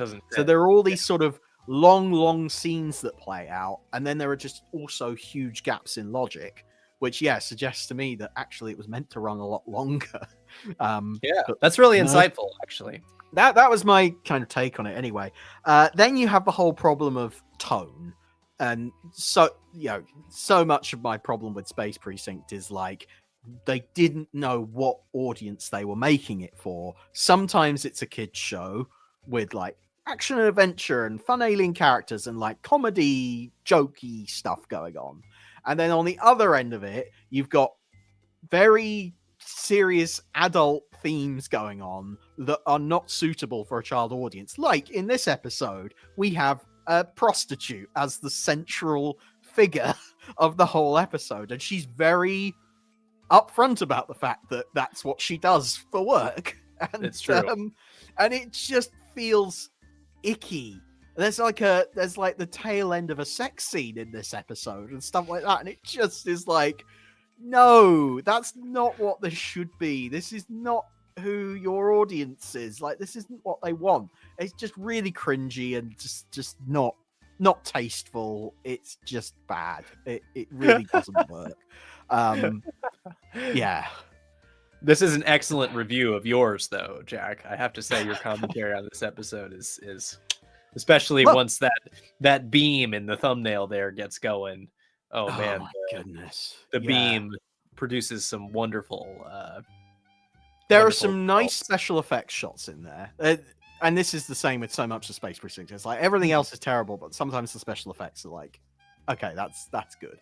But it just does. Otherwise, there are really not many redeeming qualities about the power. Not too much good to say about the power. Yeah. And unfortunately, this is really the part of the series where it's like we're in a bit of a slump, because next up is Seek and Destroy, and that also goes straight into the D tier. Wah. A What's Creon the fever intro? vaccine has been discovered, and it makes it safe to import Earth dogs into Demeter. Yay, Earth dogs! However, Brogan uncovers a plot by O'Mara to turn the dogs deadly and invade. Yeah. Um, It's an episode about cute dogs that can tear your throat out. yeah, it's sort of, I guess you could say if you were to find an R-rated movie equivalent, maybe Cujo? But I have to say, like, I don't like Cujo very much, and Cujo's much better than this. Just a Yeah. classic sign of like they really didn't know what show they were making with this one. And what I remember calling out in my review and thinking, gosh, this must be part of the problem, was this episode was screened in the US just a month after it wrapped filming. I'm pretty sure that's right. So it just kind of gives you an indication of like the production schedule that they were up against. There was no room to reject terrible ideas, basically, I think is what it comes down to. Like anyone will be able to tell you that having cute Labradors as your villain is not going to work. And it's just absurd. It looks silly. Just, I don't really know how else to describe it. I do like David Burke's performance as Vachel. An absolute redeeming quality. But I'll say that I like it. I don't think it's right. He's performing in a totally different world to everyone else. He is giving this very theatrical, very Shakespearean performance, which is so far away from what Ted Shackelford and Rob Youngblood and everyone else is doing. So although it is he's doing a great job, but he's doing a great job, but he's doing it in the wrong place. Yeah. So that always sticks out as really weird and awkward. The dog puppets, because they use a combination of like real dogs and puppets. And I've got to say, I don't think the dog puppets are quite as bad as everyone says they are. It's one of those things that in the Space Precinct discourse frequently gets attacked. I think a little bit unfairly. I'm not sure how you could have done it better with the resources that they had at the time. I think the puppets themselves don't look that bad. It's just that they are noticeably. There's just no way around it. It's like when you in the Secret Service, you cut from Stanley Unwin walking from his car to the door to Stanley Unwin's puppet standing at the door. It's just obvious that there's a big difference. Yeah. But yeah, again, tone is just awful. Like there's blood splattering about all over these dogs. It's just like, no, you did not understand. I think. Overall, I think the director did a good enough job with the whole thing. Right. But just the idea itself was just so flawed. Like, really, this was the best you could come up with. Is what it comes down to. I'm such a twisted person who enjoys children's shows trying to be dark and weird, so that I would rank this probably a C. Rather than a D, but that's just me personally. I just think as a representation of what Space Precinct could be and had the potential to be, this is just going in the opposite direction as far as it's gone too far. Yeah.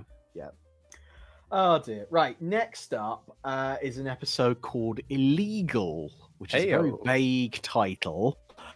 Especially in a cop show where everything is illegal. Everything's illegal. Ben, give us a refresh your memory if you haven't seen Illegal in a while. A crooked fight promoter uses drugs to turn a frightened illegal immigrant into a savage.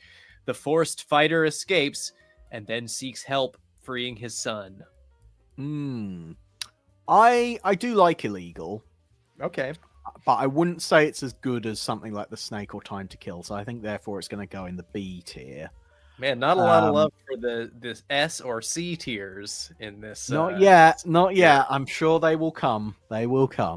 But yeah, Illegal is good. I like it's so 90s, like the whole wrestling fighting kind of, the look of it is just it's like, yes, you've plugged into something about like what was popular at the time. Another story, it's actually written by the same person who wrote Enforcer and Body and Soul, Mark Scott Zicree.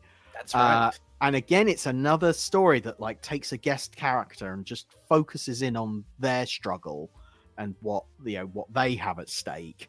And I think that's a really good way of like getting a little way into the kind of big and sometimes difficult to quantify world of Space Precinct. Is if you just do it through one character, that's usually a good way of going about it. So yeah, a pretty strong script, a pretty good idea.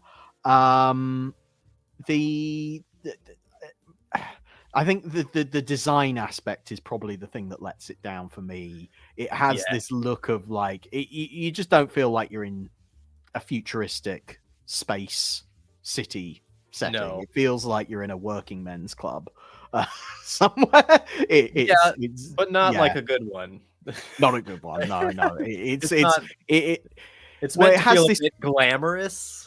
Because all the background artists are sort of all dressed up, but like they're sitting around these tables, and it's in the finer details. And this is where Space Precinct set design is really flawed in like it's the finer details. Like they're sat around these tables, and you're thinking, oh, it's a nice gala event where everyone's dressed up and looks nice and everything.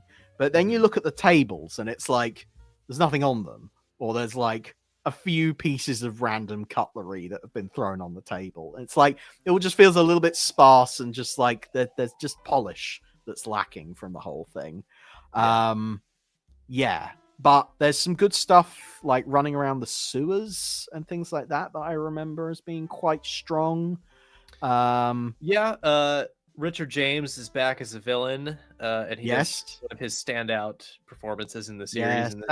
Sadly dubbed again by Wayne Forrester on this occasion. But we will. I think Richard has never forgiven Wayne. Will Richard's voice get into the show eventually? Maybe. So that's interesting. But yeah, good villain, I would say. I think one of the things that slightly lowers this for me is the subplot with Romek's grandfather. Oh, right. Showing up. Yeah. And that's a whole thing that's I love like that idea. Yeah, I love the idea. It just it doesn't, the execution falls on its face pretty badly. Yeah. Which is a shame.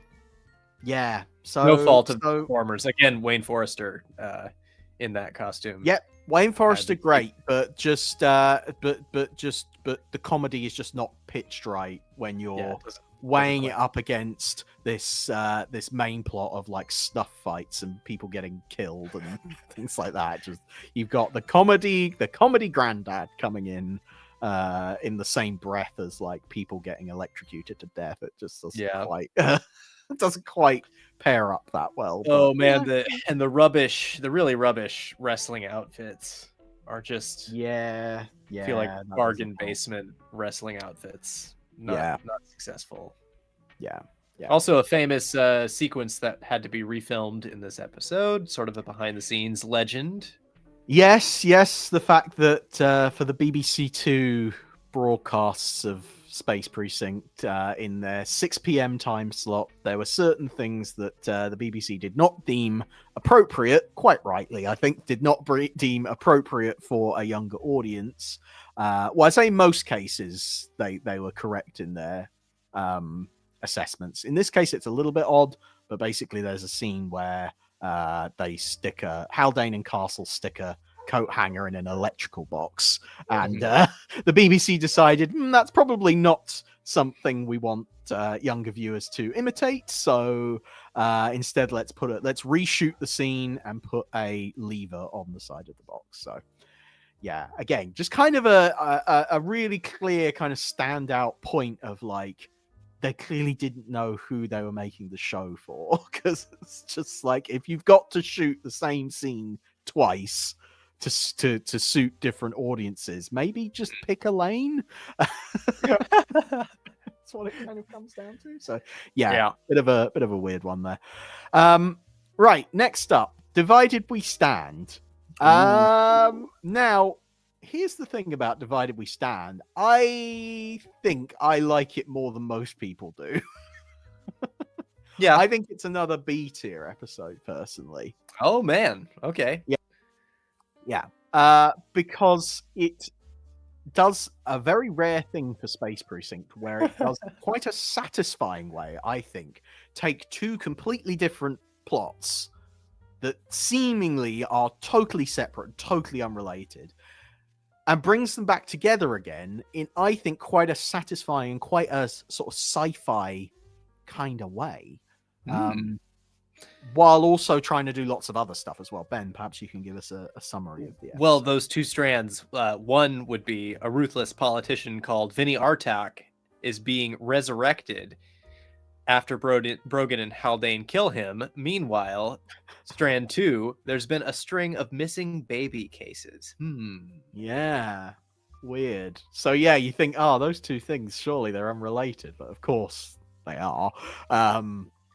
And yeah, it does some nice kind of sci-fi stuff with that it doesn't always do. It's kind of, it's a little bit of everything. You got a little bit of political thriller, a little bit of crime drama going on, but also quite a good sci-fi kind of strand running through this episode. So, yeah. It is one of the most Doctor Who premises of a Space Precinct episode. I can see this suppose so. Being in line with something like I don't know, like The Brain of Morbius or The Deadly Assassin, even with some of the political stuff. There's just all kinds of like classic Doctor Who episodes that have some of these ideas, and the sense of pace about it just feels a little bit more in line with that world than some of the rest of Space Precinct. Exactly. Yeah. So yeah, it's for me. I can appreciate why people don't like it. I think what I will say is it's a difficult watch in current times. There's some very timely stuff. It is haunting how something that was made 30 years ago can feel so relevant today. Let's just put it that way. It's true. Yeah, so there we go. So yeah, that's where I'd put Divided We Stand. I think a lot of people don't like it because of the political angle on it, but I possibly think and I do think it might be Space Precinct overreaching itself a little bit with that. That could be why it's not quite an A-tier episode. Yeah, I also think it's at a point in the series where the money was really starting to run out. I think because it's quite well documented that at some point during the production of Space Precinct, we don't know exactly when, but the money became a problem, and it was like literally like they were just getting in dribs and drabs of cash from American syndication sales to just about be able to pay everyone at the end of the week. And it was that tight, and the show came so close to like falling apart at several points. And I think I would speculate maybe Divided We Stand is one of those points where it feels like maybe the money's starting to run out a little bit. But yeah, it's really a miracle when a movie or a television show gets completed at all. I mean, there's just so many people have no idea how many obstacles get thrown in your way as soon as you're like, I'm going to make a movie or a TV show. It's really really incredibly challenging business. Yeah, it totally so hats is. off. Yeah. Right. 2 Against the Rock. Hey. Ben, can you guess where I'm going to put this one? You know, Jack, I'm really crossing my fingers that you put this in the S tier, because this is one of the strongest episodes of Space Precinct. Yeah. I think I'm hoping this is the one. It's the one. He going? It's he going did. Up there. It's up there. It's in the S tier. Our first top tier episode of Space Precinct. Tell us why, Jack. Well, all the problems I was just talking about, where it felt like the money was running out, miraculously solved by the time it gets to 2 Against the Rock. It suddenly, really suddenly looks like an expensive TV show. They It made a really big sale in Des suddenly Moines. looks good. Yeah, I guess so. They just suddenly got a good injection of cash. Yeah, looks fantastic. The sets for the Rock look super. I mean, Ben, give us a quick summary of the Rock. A crime boss Two and against the escape artist work together with other prisoners to take over a maximum security asteroid, trapping Castle and Haldane. Yeah. So the interesting thing about this is Brogan is mostly absent from the episode because Ted Shackelford went home to the US for vacation, which is fair enough because he'd been working flat out for several months at this point, and in order to again keep up with the tough production schedule, they were like, we need to come up with an episode that doesn't feature Ted very much. Well, maybe if there were money troubles, they sent him away because they needed a break. Yeah, maybe it was voluntary redundancy. Maybe that was it.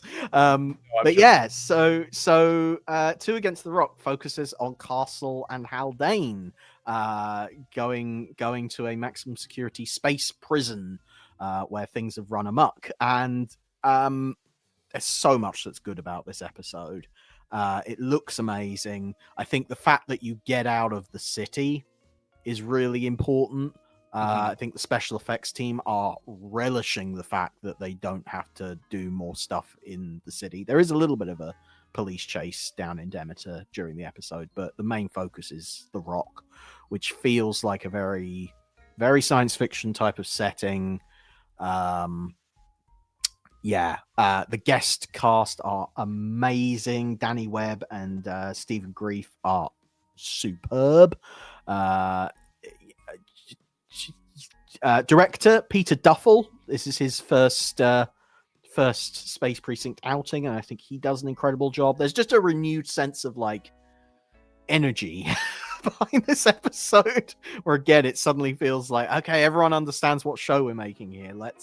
And it strikes that right balance where it's like serious and quite grown up, but it doesn't stray into like being unnecessarily violent or gory or sexual or anything like that. It's proper family friendly entertainment where there's something for everyone to enjoy about this episode. Lots of action, lots of intrigue. It's just a really well-rounded piece of television. It keeps you entertained all the way throughout. It's a solid episode. I'm a sucker for any kind of like prison break story anyway. So a sci-fi take on a prison break is just my sweet spot as far as genre goes. Great performances. And Haldane and Castle are fantastic. Rob Youngblood and Simone Bendix giving some great performances. Again, relishing the opportunity to be paired up and do something a bit different, to take their characters a bit further. One of the things we haven't really talked about is the running thread through the whole series of like the Haldane and Castle romance, or lack thereof. And unfortunately, it's one of those things that's quite inconsistent.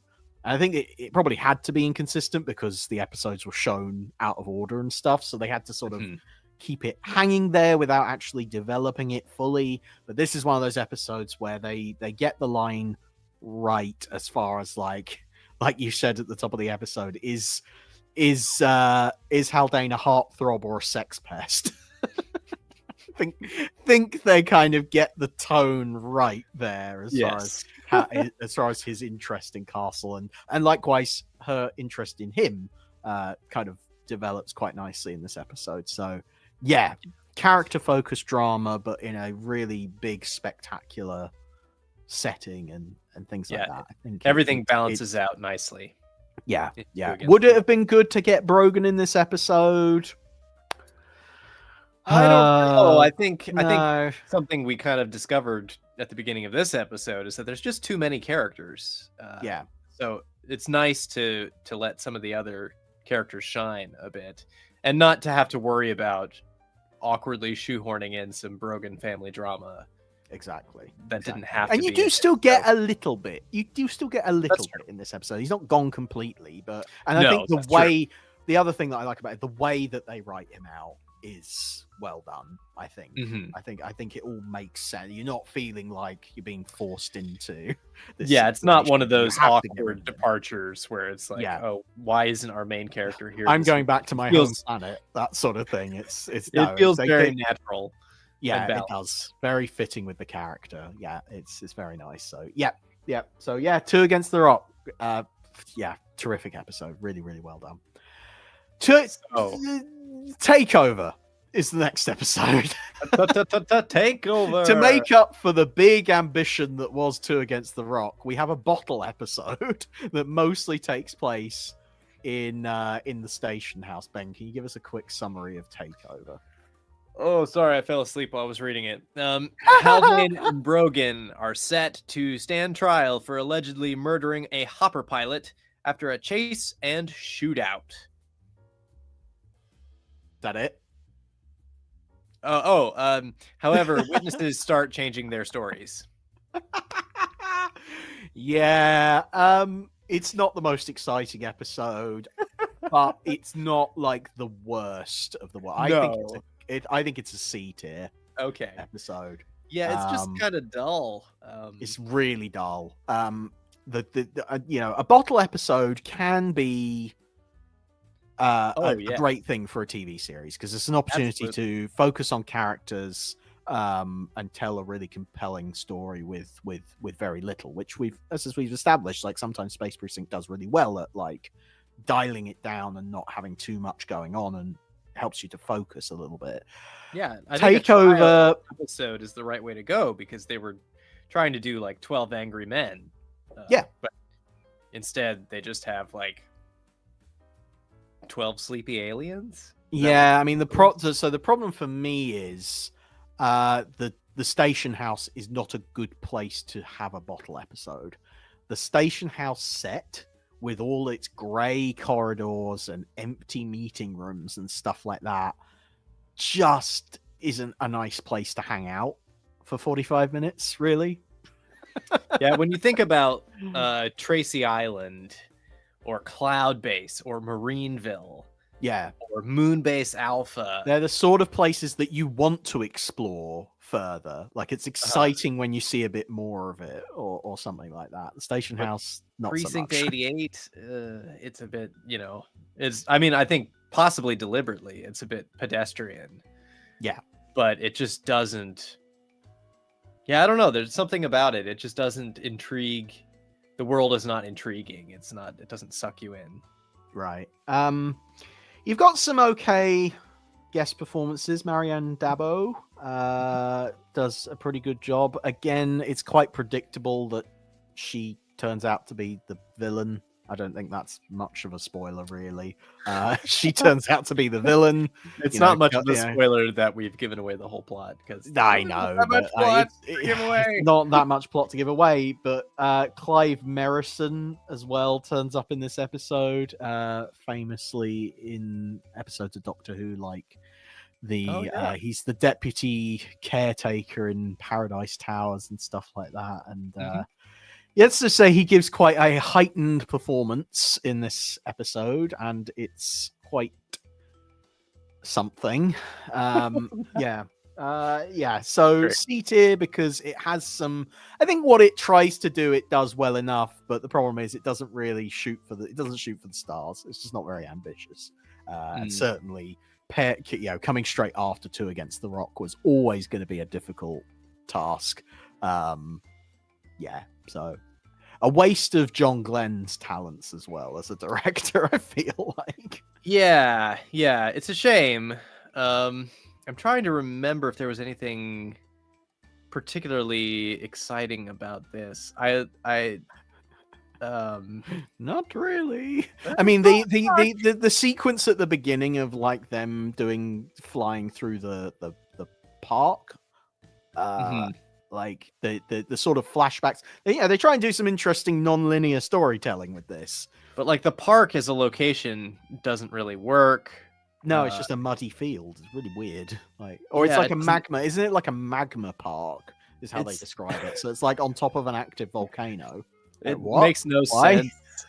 It doesn't look right somehow. Yeah, not a big fan of this one, Jack. No, it's there, but I don't think it's like the worst of the worst. But I think C tier is the right place to put it.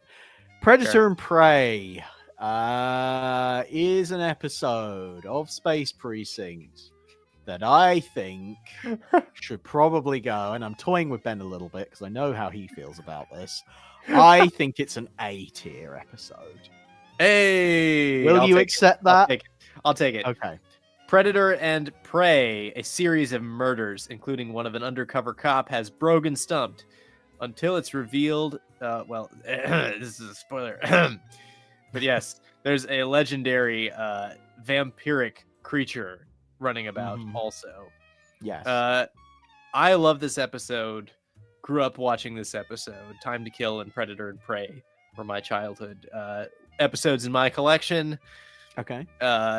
It's another standout role from Richard James. I think I picked it as one of my scariest, if not my very scariest, when we did our Halloween episode on scariest Gerry Anderson moments. What did you think of Predator and Prey, Jack? I like Predator and Prey. I like the premise. I think it's a really interesting villain. I think the episode does go to a place that you wouldn't expect. The nightclub setting is good. It's a little bit cheesy. I will say this episode is directed by Sidney Hayers, who was in his 70s at the time, and it very much feels like a club scene directed by a man in his 70s. It's a little bit naff. It's not even 90s. It's like, in a way, timeless, but also like very much of its time as well. It's a weird mishmash, so that setting is a little bit awkward. It's probably the reason why it's not S tier for me, is just that the nightclub setting is just, it's like, it's charming, but also kind of naff.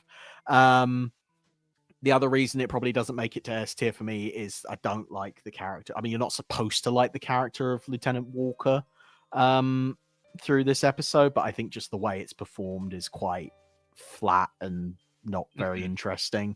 I feel like again, it was slightly kind of miscast, not quite the right actor doing that character. Didn't kind of give it enough of a performance, maybe, but otherwise, as you say, the villain of it is really, really well designed, and I think the mystery and the mythos that's built up around the villain is really good. You know, just slightly a step above what you would normally expect from Space Precinct. Let's see, what else do I like about this? There is a lot to like. Oh, of course, the Romek and Orin subplot of the episode with their monkey man that they come across is just charming, because in a way, I've said like how I don't like comedy subplots that distract too far from the main plot. I think this one is so far removed from the main plot that it almost comes back around and is like, yeah, this is just great fun. It's just kind of Laurel and Hardy-esque slapstick stuff going on with these two comedy police officers and their giant ape. Like, it's just fun. It's just nice, and it's actually quite heartwarming and pleasant, and just fun. It's nice. Yeah. So no, Predator and Prey ranks pretty high for me. Maybe not like the best of the best, but it's up there as a it's a good one. I even like the Brogan family involvement with this plot. Just like having Nancy Paul's character being threatened by the vampire.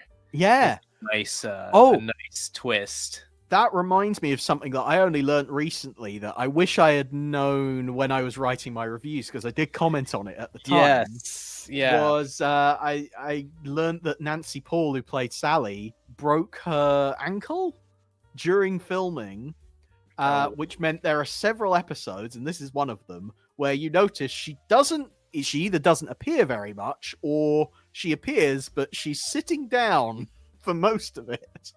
And I remember commenting on this while I was doing my reviews and just assuming that it was just the writers not really knowing what to do with her or whatever. So it was interesting to learn that she kind of was suffering through trying to get Space Precinct done. Sally Brogan as a character really goes through it as far as like the writers not having a clue what to do with her. All the way through the show, I felt sorry for Nancy Paul because it was like she, like Ted Shackelford and Rob Youngblood, had moved from America to spend a year making Space Precinct, putting their whole careers on the line, really, because, a year out of the Hollywood system, people forget about you.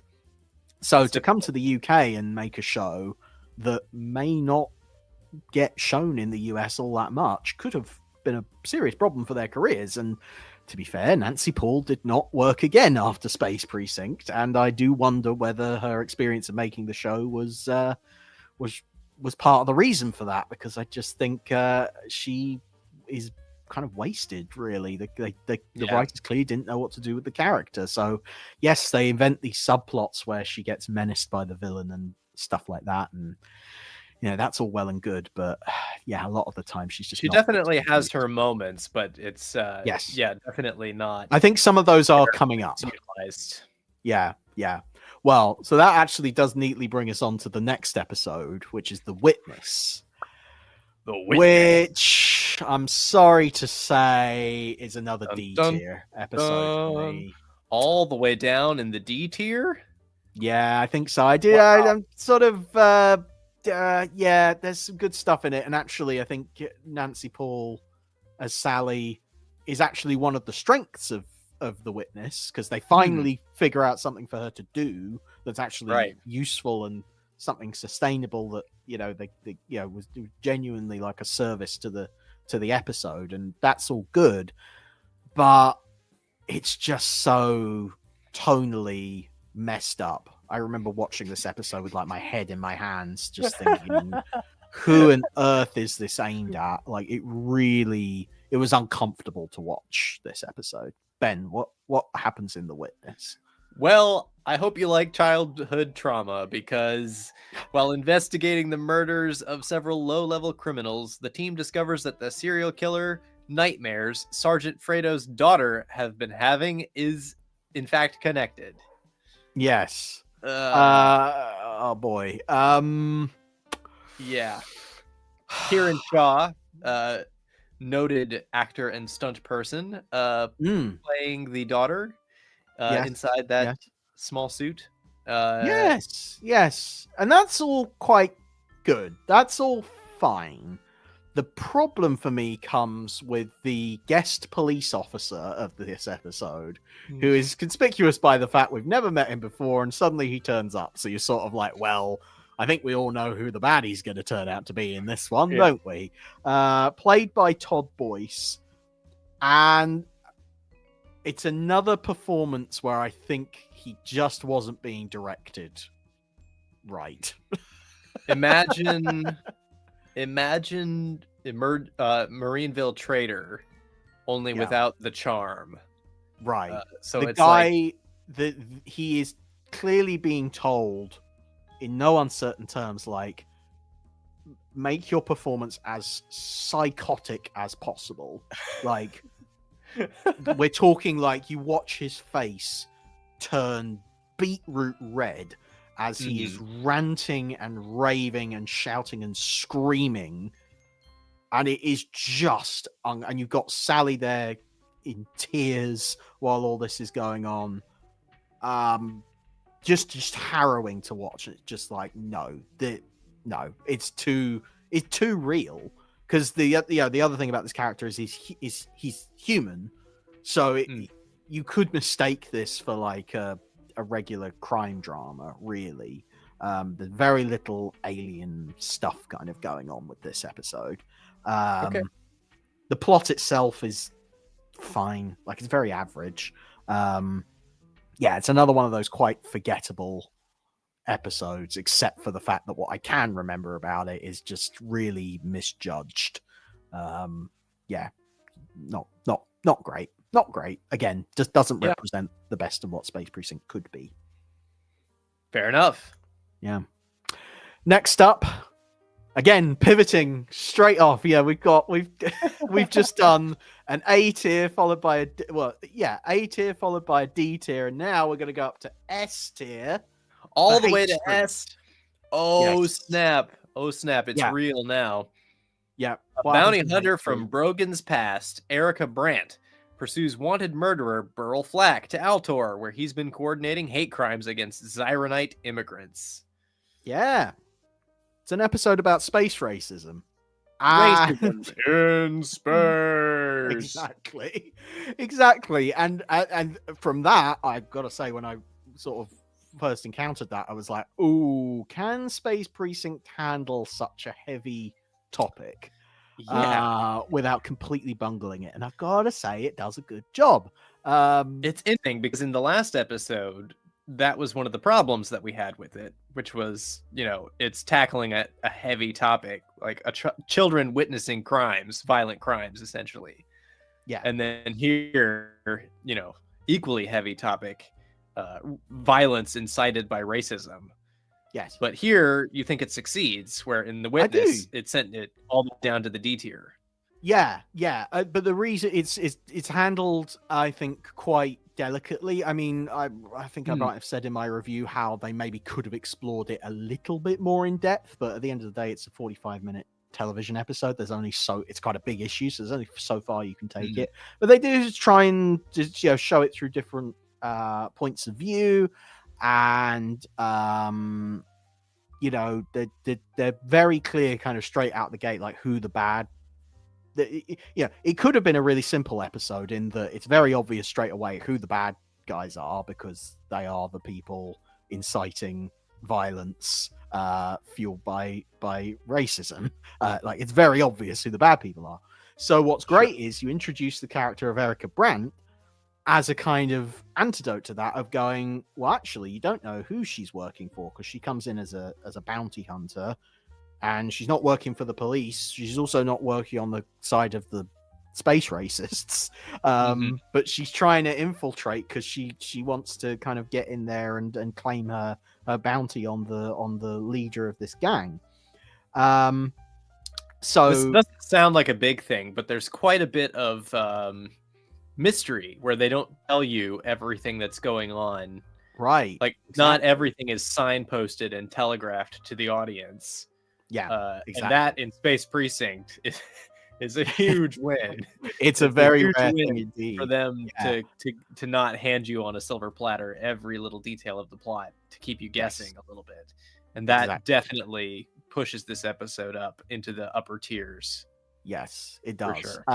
I think also another episode where they do a great job of integrating the Brogan family drama with the main plot, in that Erica Brandt is one of Brogan's old flames, and Sally doesn't know quite how to feel about it, and Erica is quite open about her feelings towards everyone, really. It's a very memorable performance from Frances Barber in that role.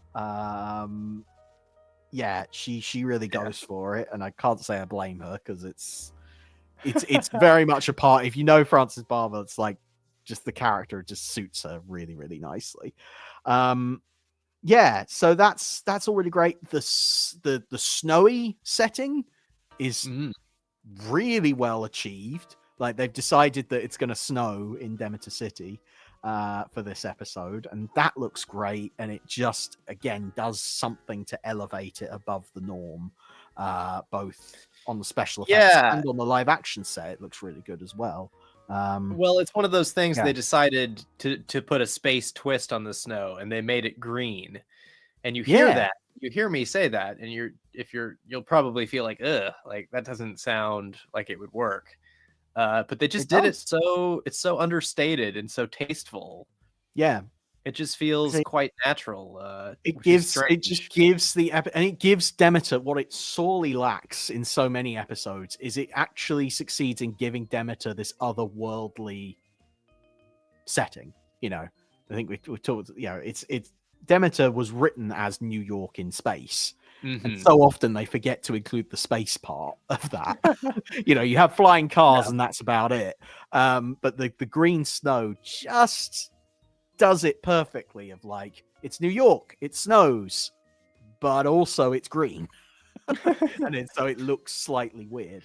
Yeah, so really, really strong, very, very good stuff there from Hate Street. Definitely recommend that episode. Next up, we're going right back down again. Not all the way down. I'm getting vertigo. I think Friends goes into C tier. Yeah, fair enough. Okay. I don't think it's like the worst of what the show has to offer, but it's nothing remarkable. Give us a summary, Ben. Well, Space Precinct Station 88 takes hacker Reeve Pataki into custody. I'm so sorry. Yeah. You said that with such gusto. Reeve Pataki is just like you said that as if we're supposed to know who he is. We're really not. Like, he's no one special. Hacker Reeve Pataki has been taken into custody. Now his friends in the Carol Tarek Brigade take Jane hostage and demand his release. Yeah. Oh, okay. This episode, it's not one of the forgettable ones exactly. It's a little bit. It's not really good. It has some really interesting ideas at its core. I think one of the things I appreciated about this episode is the fact that it tries to focus on a different demographic. Not a demographic that I feel like Space Precinct really should have been aiming for, of like sort of this, people in their 20s. It's very much an episode about people in their 20s who feel a bit lost, who are sort of on the periphery of society and don't know where they fit in, which arguably is not really a story that's useful for a family audience, which is what the show normally focuses on. Right. Like I see what you mean. And things like that. So you've got a bunch of people in their 20s who are sort of get indoctrinated into this sort of organization that is clearly supposed to be like space communism. And I don't think that's handled very sensitively at all. They just straight up are just like, communism bad. Yeah, it's not a very nuanced. Capitalism good, and it's like the main the main villain at the end of the piece is sort of redeemed by the fact that he agrees to get along with his super duper capitalist father and stuff like that. So they're very like, it's not a very nuanced. No nuance to it at all. The plot gets dragged out for such a long time because they kidnap Castle, and it's kind of like, well, how are they going to resolve this one? And it's like, Haldane obviously has a thing for Castle, so it's like, well, the only satisfying way that this can conclude is if he goes after her, but he's constantly being told, no, you can't do that, until eventually he just does, and that's it. Yep. So great. Really not a lot to it, but there's some interesting ideas at its core, but ultimately the script is just not very well paced. The characters are not that likable. I think it needed an extra villain at the top of the tree who was manipulating the whole thing. It needed something else. I think the other problem is that Reeves' friends are not very interesting characters, very one note. Yeah, it's funny to talk about this. I've just seen a movie called One Battle After Another, which is the new Leonardo DiCaprio vehicle. And that concerns a group of revolutionaries and the sort of aftermath of their revolutionary activities, firebombing banks and the like. And that's an episode where or a film where you really get a sense of like their community. You know what I mean? Like, or like the radical group that kidnapped Patty Hearst. I'm blanking on the name. But there's like all these like examples of things that they were going for in this episode in real life and in better movies where, you have to be, in order to like communicate that, you have to have like a cult like sense of how intense the intimacy is between these people, that they're like in a cult like environment. and you just don't feel that connection between the characters at all in That's this it. episode. It's called Friends, and it's all about friendship, but there's no actual friendship. And the number of times they spend saying, we're his friends, and friends are everything. And it's like, you're not really getting across what that actually means, other than, isn't communism nice? Like, that's all it is, really. And of course, all our heroic, all-American characters are going, no, communism's terrible. Why? It's like, it's just, not very nuanced, not very clever. You just don't feel, you don't buy any of it. Yeah, exactly. So Friends, it's got some interesting stuff, but it's not that well done. But the next one's a redeeming one, right? We're gonna go back up the ladder. No, Smelter Skelter for me goes into the D tier.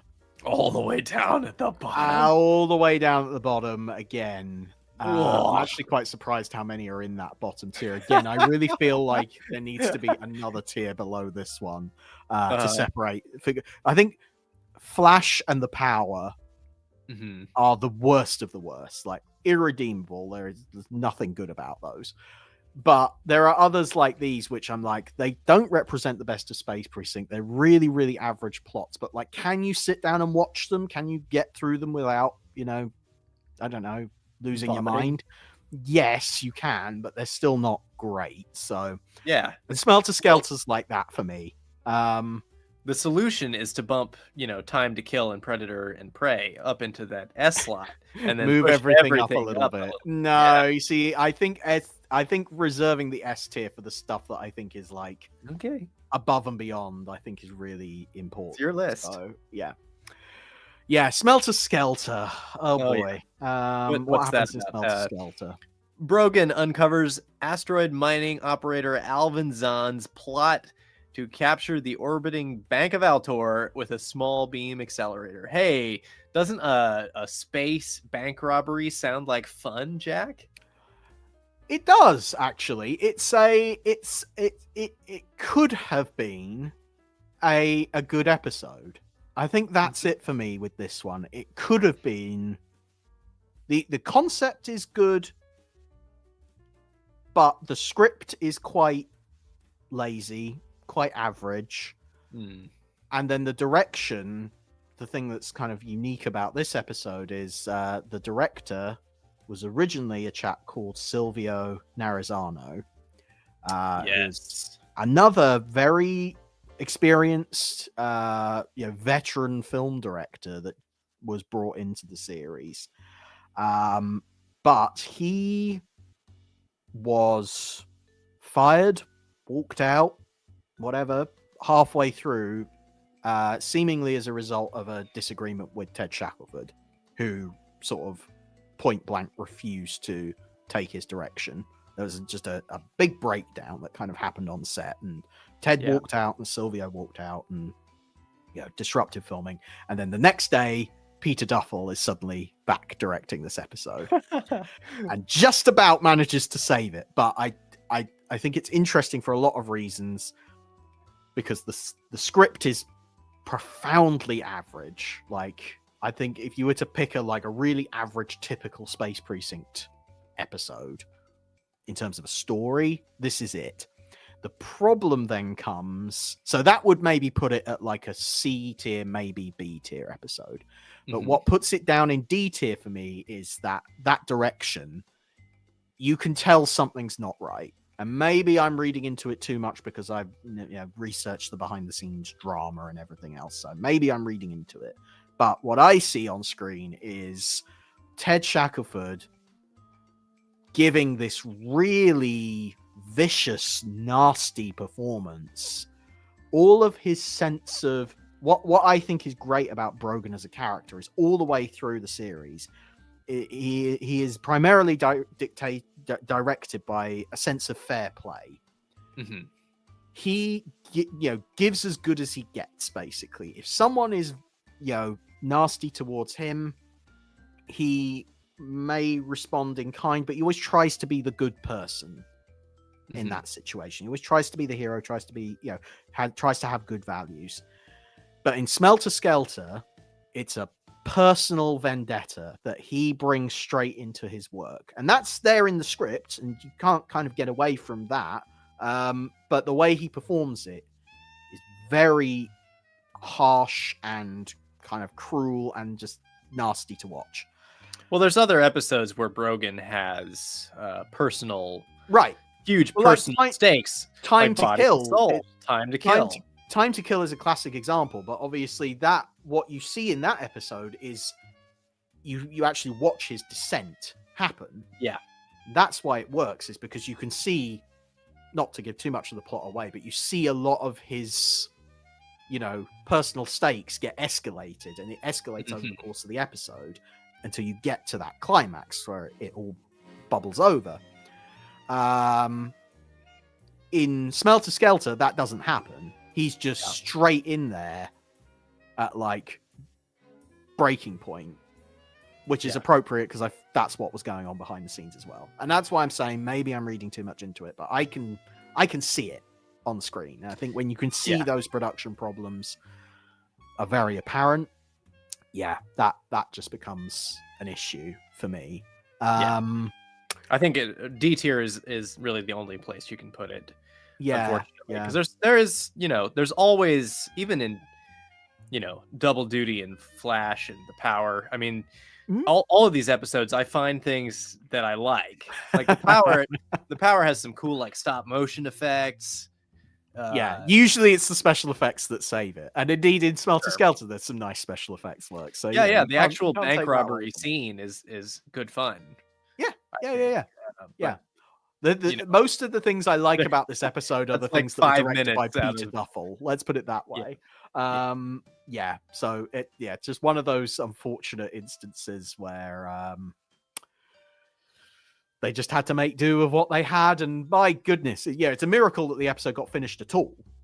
That's worth saying. It should have by all rights just collapsed, but fortunately we had Peter Duffel there to step into the breach when things started to go wrong. So at least they completed it. At least we were able to move on to bigger and better episodes. We certainly did, because next up, and we're treating, I should say, our 2-part episodes we're treating as 2 separate pieces, because that's how I watched it, because that's how the production order of Space Precinct runs.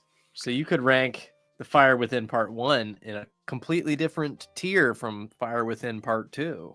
Maybe. But first and foremost, we're tackling Death Watch. The first part of Death Watch, which was originally produced as a single installment and then extended later on. And I am going to put Death Watch in S tier. Oh, snap. All the way in S tier. Yeah. Wow. Another kind of pivot straight back up to the top, down from the very bottom. It's such a roller coaster, Space Precinct. It is mad. Oh god, what happens in Space Precinct? What happens in Death Watch? Brogan and Haldane are investigating mysterious goings-on in Rotem Towers apartments. Meanwhile, Took and Jane are looking into the disappearance of an alien farmer. Yeah. There's a lot to love about Death Watch. I love the mystery of it. I can understand why they resolved it and decided to make a sequel afterwards, but there's something about the really ambiguous, shadowy way it plays out that is just great. Is, there's sort of like a darker trend in some sci-fi of that time.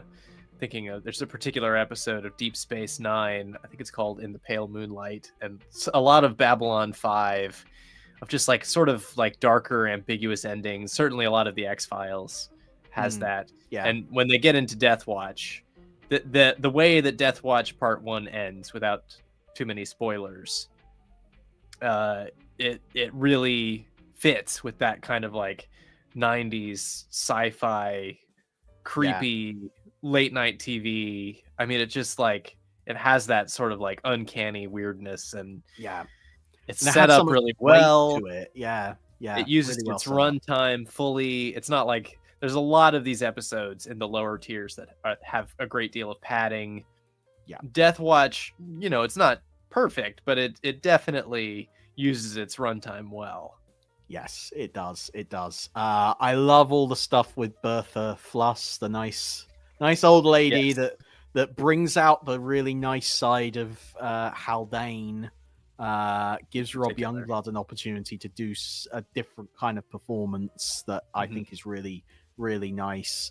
I think was definitely needed for that character. So that's all good.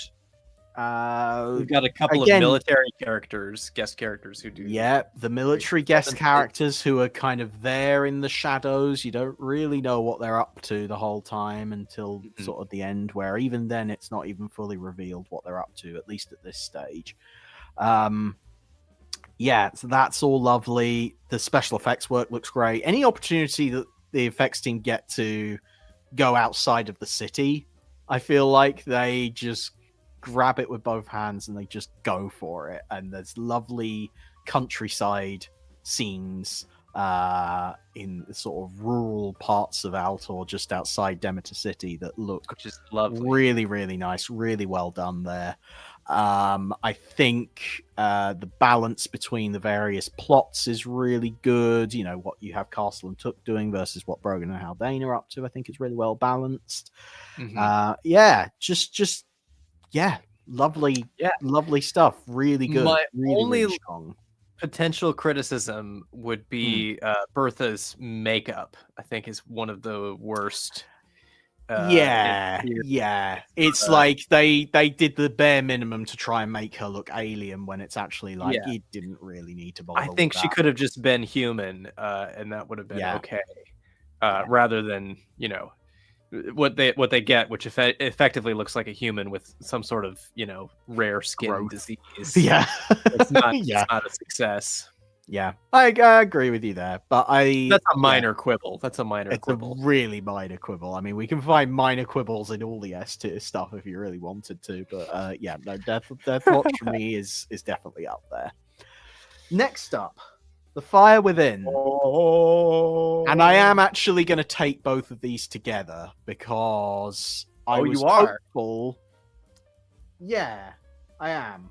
Because I was hopeful that part 2 would... Well, let's just get it out of the way. It's a B tier for me.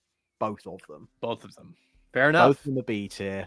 It's a 2-part episode, and I think the thing that's distinctive about this is whereas Death Watch was done as a single installment and then extended later, The Fire Within was always conceived as a 2-part story, and both episodes were filmed back-to-back in one block.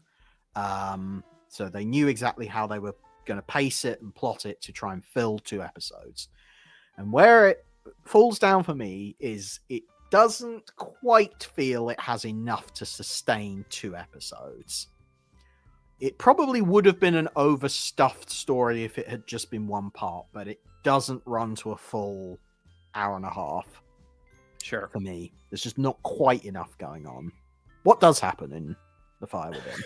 Oh, yes. Sorry. I'm supposed to be reading summaries.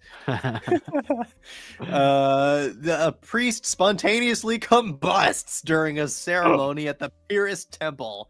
Brogan investigates and finds that the death was likely a homicide, with evidence pointing to a fellow priest. That's very vague. Yes, so that whole investigation, and there's all sorts of like undercover work that's carried out, and Captain Podley's daughter gets introduced to try and put a bit of personal stakes into it, and there's a great kind of cliffhanger at the end of part 1 that's a interesting cliffhanger. I don't think the way it's resolved is that satisfying, which is kind of what you want from a 2-part story, is for there to be a good cliffhanger and a very satisfying resolution to that. And I just don't think you quite get that. It doesn't quite stick the landing. It doesn't necessarily go in the direction I would have expected. I will say that. It is a surprising conclusion. I think the conclusion, the last 10 minutes of The Fire Within Part 2 are solid. I was sort of thinking about putting Fire Within Part 2 in the A tier as a result of that, but I just think the preceding 30 minutes or so of that second part are pretty average, Sure. and I therefore felt like it.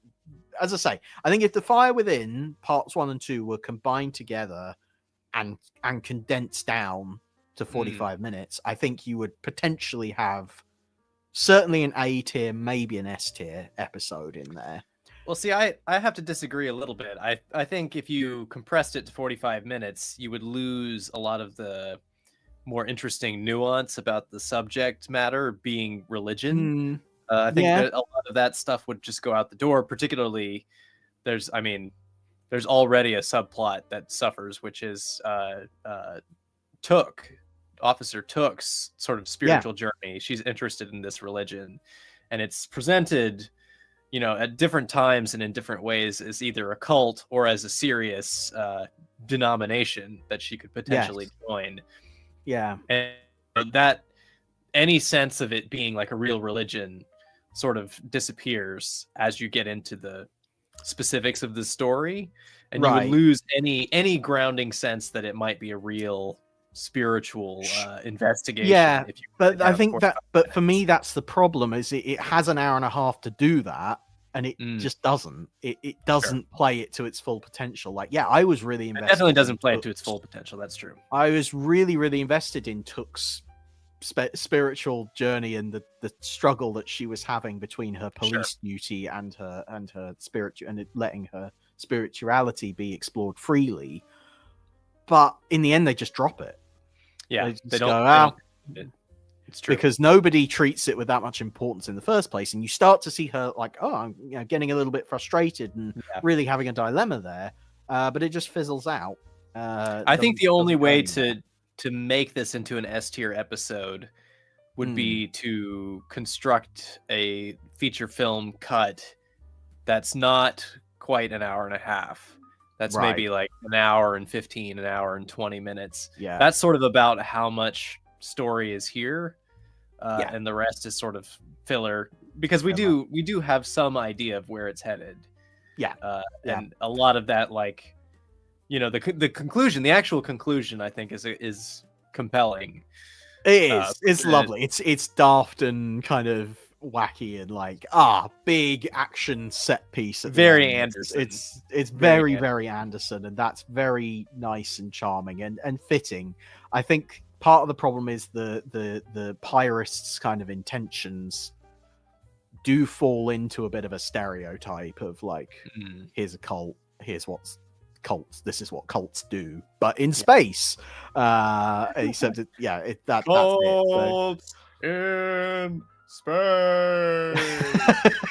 Exactly. There is a lot of that. So just that therefore isn't very satisfying from that point of view.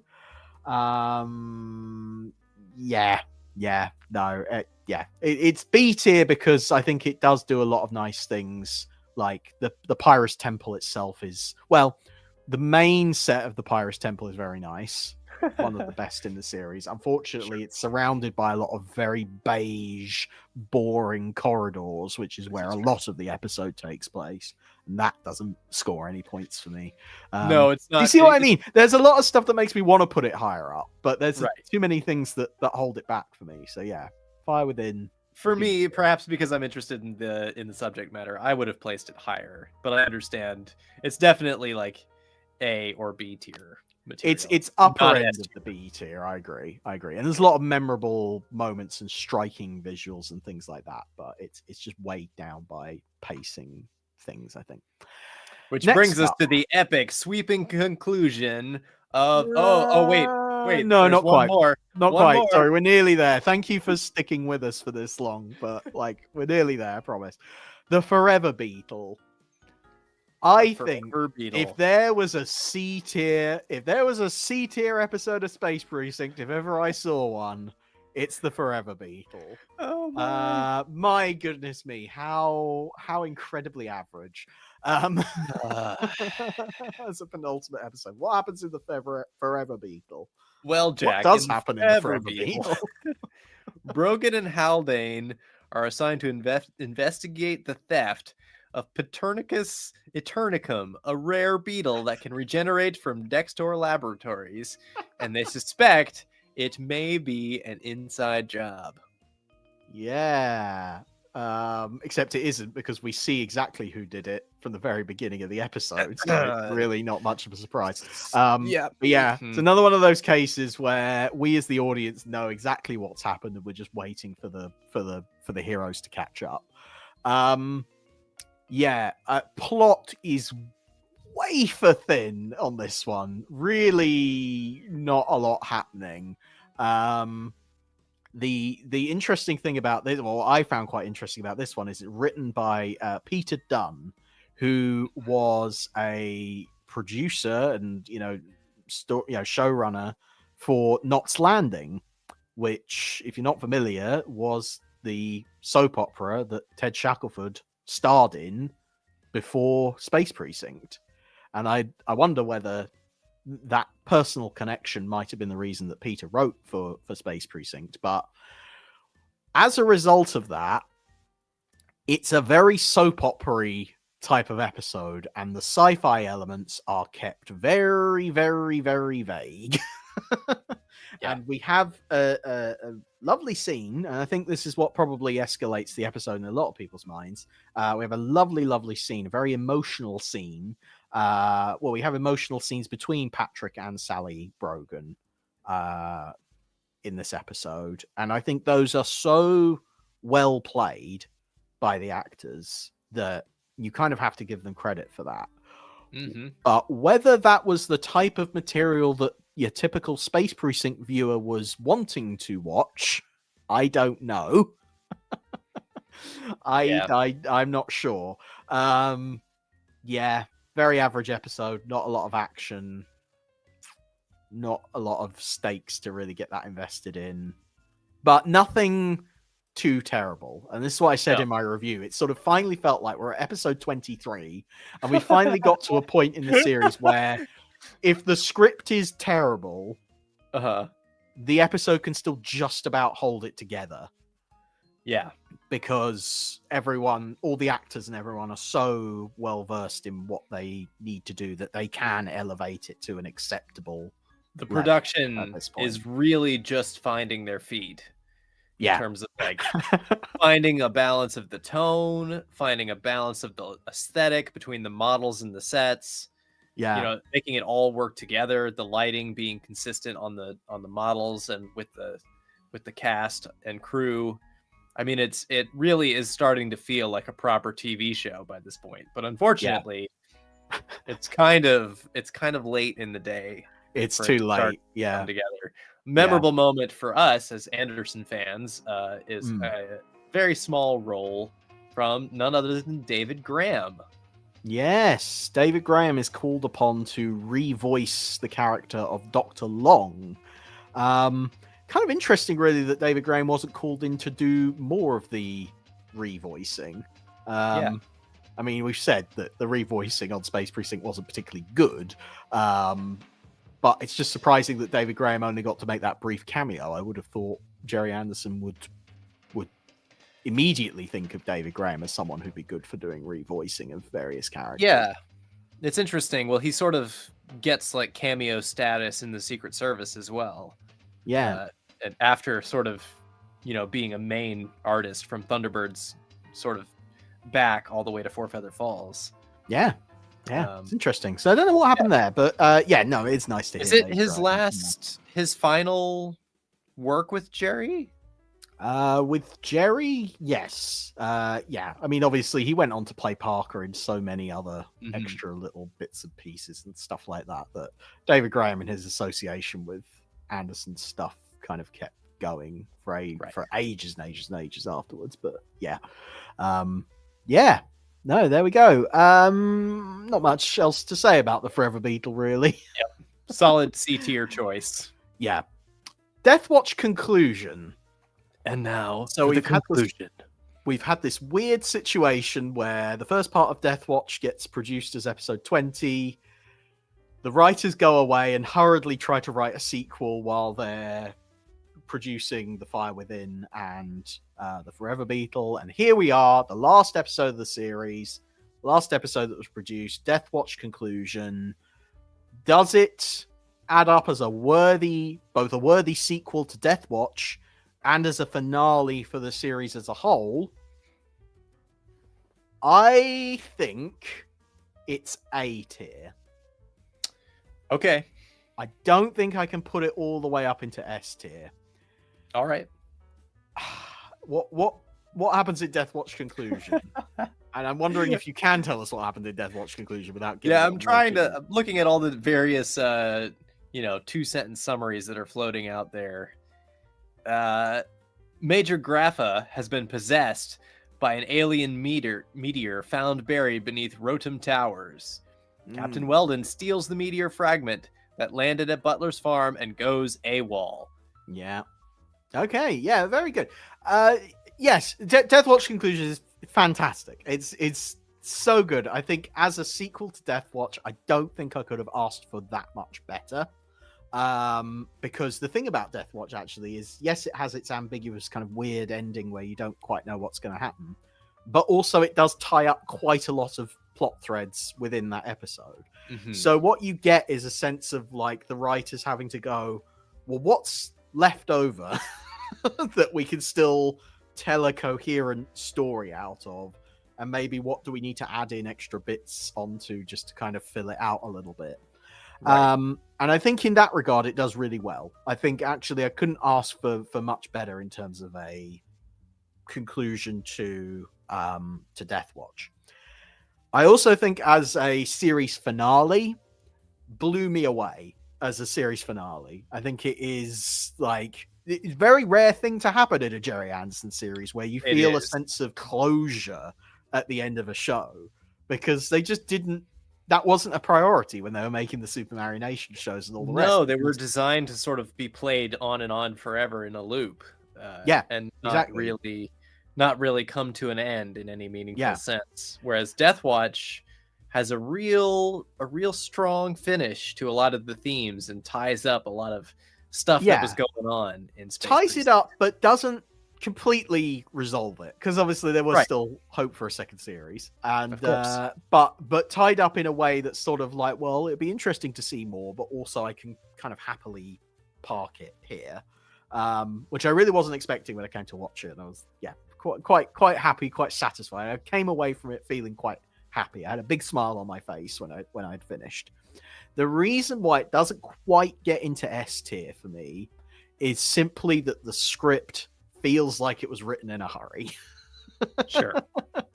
It just doesn't quite have the right level of polish to it. It needed like maybe just one more draft or something to get it there, because there's a lot of in the first sort of 20 minutes or so, it's a little bit muddled. They're sort of racing around and like, oh, do we trust this person or do we trust this person? Who should? Because we as the audience know what's going on. So we're waiting for the characters to catch up a little bit. It feels very much like padding. Pretty much all the stuff that happens in the station house in Death Watch conclusion is of not very much consequence, I feel like.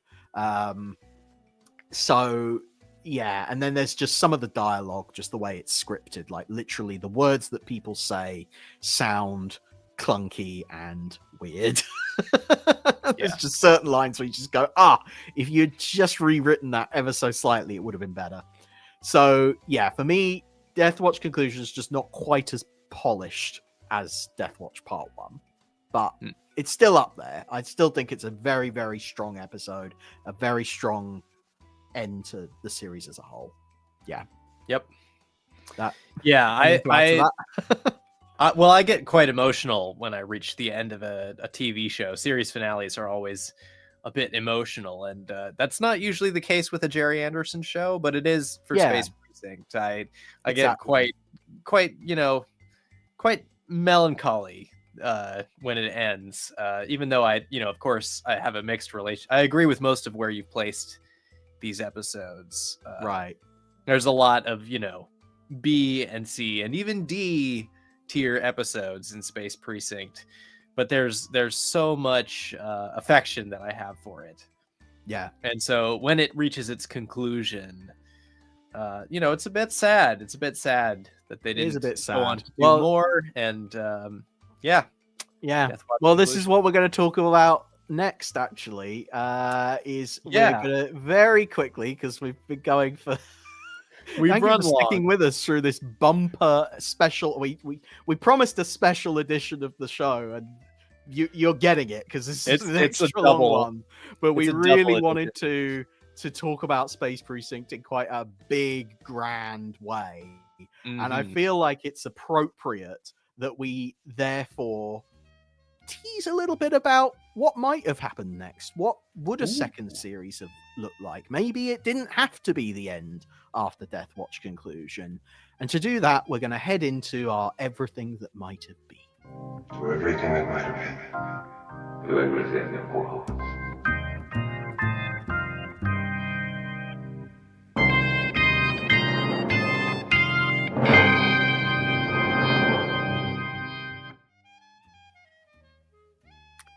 Okay, so Space Precinct ran for 24 episodes and didn't come back again afterwards. And my good. gut reaction getting to the end of my series of reviews is After all of this, after all of this, I think it needed a second go. I think it really needed a second season, and I think it would have flourished in a second Interesting. season. So you feel like there was room to grow, and it would have redeemed itself. I think so. Okay. All right. Yeah. What about you? What's your? I Your think hot it could have gone either way. I think we could have had a. So if Space Precinct had continued, there could have been like something I learned from reading your blog every week is that it was more of a success on British TV. Yes. And so it could have gone in the direction of being produced very cheaply and cheerfully for British television. I'm not sure if that would have worked for the kind of like scope of story that they were trying to tell. Yeah. So it could have fallen over sideways, or it could have kind of shrunk down to a more manageable format, Right. and focused on the things that worked from the first series. And that if they had gone that direction, it definitely would have been better, regardless of the amount of money that they had to make a series 2. I mean, we probably need to talk a little bit about why, by and large, I think most people would say that Space Precinct flopped. I don't think that's too harsh of a thing to say. And the reason why it flopped was in the way that it was sold to American. They just didn't have an opportunity to gain an American audience because it was sold into syndication in the weirdest possible slot. Basically, the way they kept the show running was by making these scrappy little deals to individual broadcasters in the US, sort of not really caring too much about where it ended up, what time slot it ended up in, anything like that. But they just needed to make sales. So they just did that without too much consideration about what impact that would have on the longevity of the show. And it meant that in the US, the show was broadcast in late night slots. Hardly anyone saw it. Didn't gain any traction. That was it. Now in the UK, it was a different story. It premiered on the relatively new Sky One, cable satellite channel in the UK, with then getting a rerun on terrestrial TV on BBC Two, which I think was a pretty good setup. Very generous setup, I think. Meant that it could,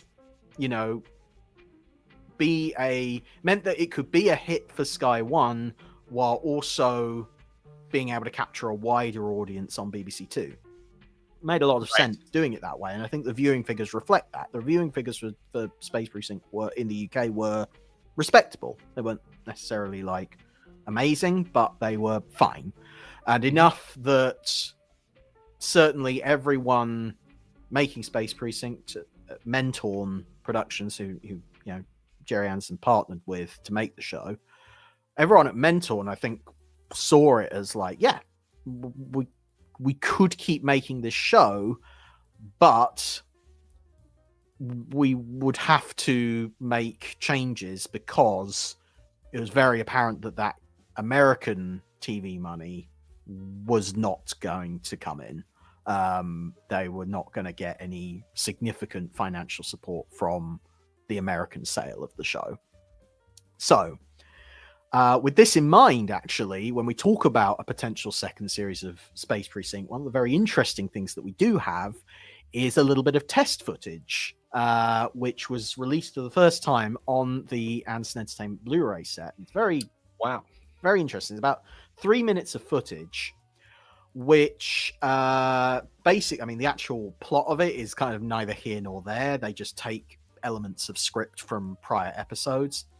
Captain Podley, played by Jerome Willis, does make a reappearance. They do recast, probably out of necessity rather than any sort of creative decision. They recast Castle and Haldane with different British actors, purely just because they needed someone there to kind of be on screen. Kind of standing in almost. I don't think there was any, exactly, standing in. But what the purpose of the test really is can they shoot it on location rather than in a studio? Mm-hmm. Can they turn the lights down to create a more dramatic effect? And then probably crucially, I think what's most important about this test footage is, could they shoot it on videotape rather than film? Because I think one of the big expenses of Space Precinct that maybe didn't translate in the finished product was shooting on film is incredibly expensive. Yeah. And then you've got to transfer that film and then convert it for television, get everything ready, and then take it in and edit it digitally, do all your effects for it that way. It's a massive pipeline huge workflow.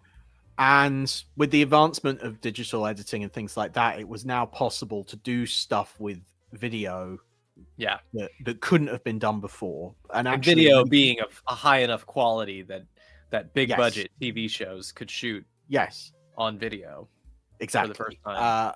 And one of the good examples of what they tried to do of applying this sort of, they sort of applied a sort of film gloss to it to try and still make it look prestige. And I think they fiddled around with the frame rate as well to try and give it that film look without actually shooting on film.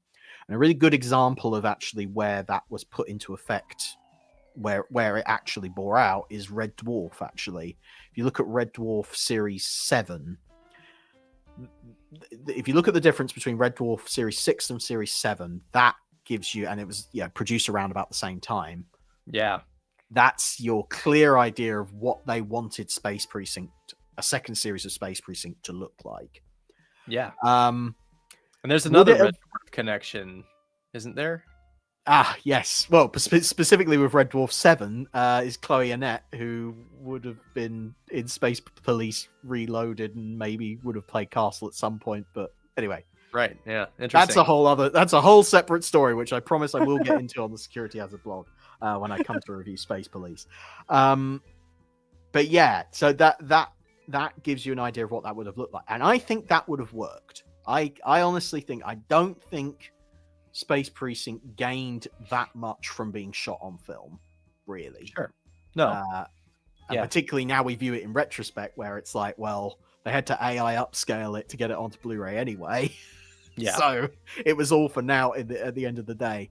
Maybe that would have been different if they had managed to sort of reconstruct the whole thing from the original negatives. I've just knocked over poor Officer Orin on my desk. I do apologize. Sorry, Orin. Always getting a rough time.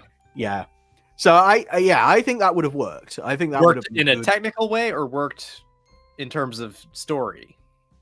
In a technical way, yes, I think that would have worked. I think also shooting on location, again, from a cost reduction exercise, because that's all it really was how can we reduce costs? Well, get out of this, not have to build sets and not have to deal with film. Right. Both of those things, I think when you look at that test footage, you do look at it and go, hey, this kind of looks a bit better than Sure.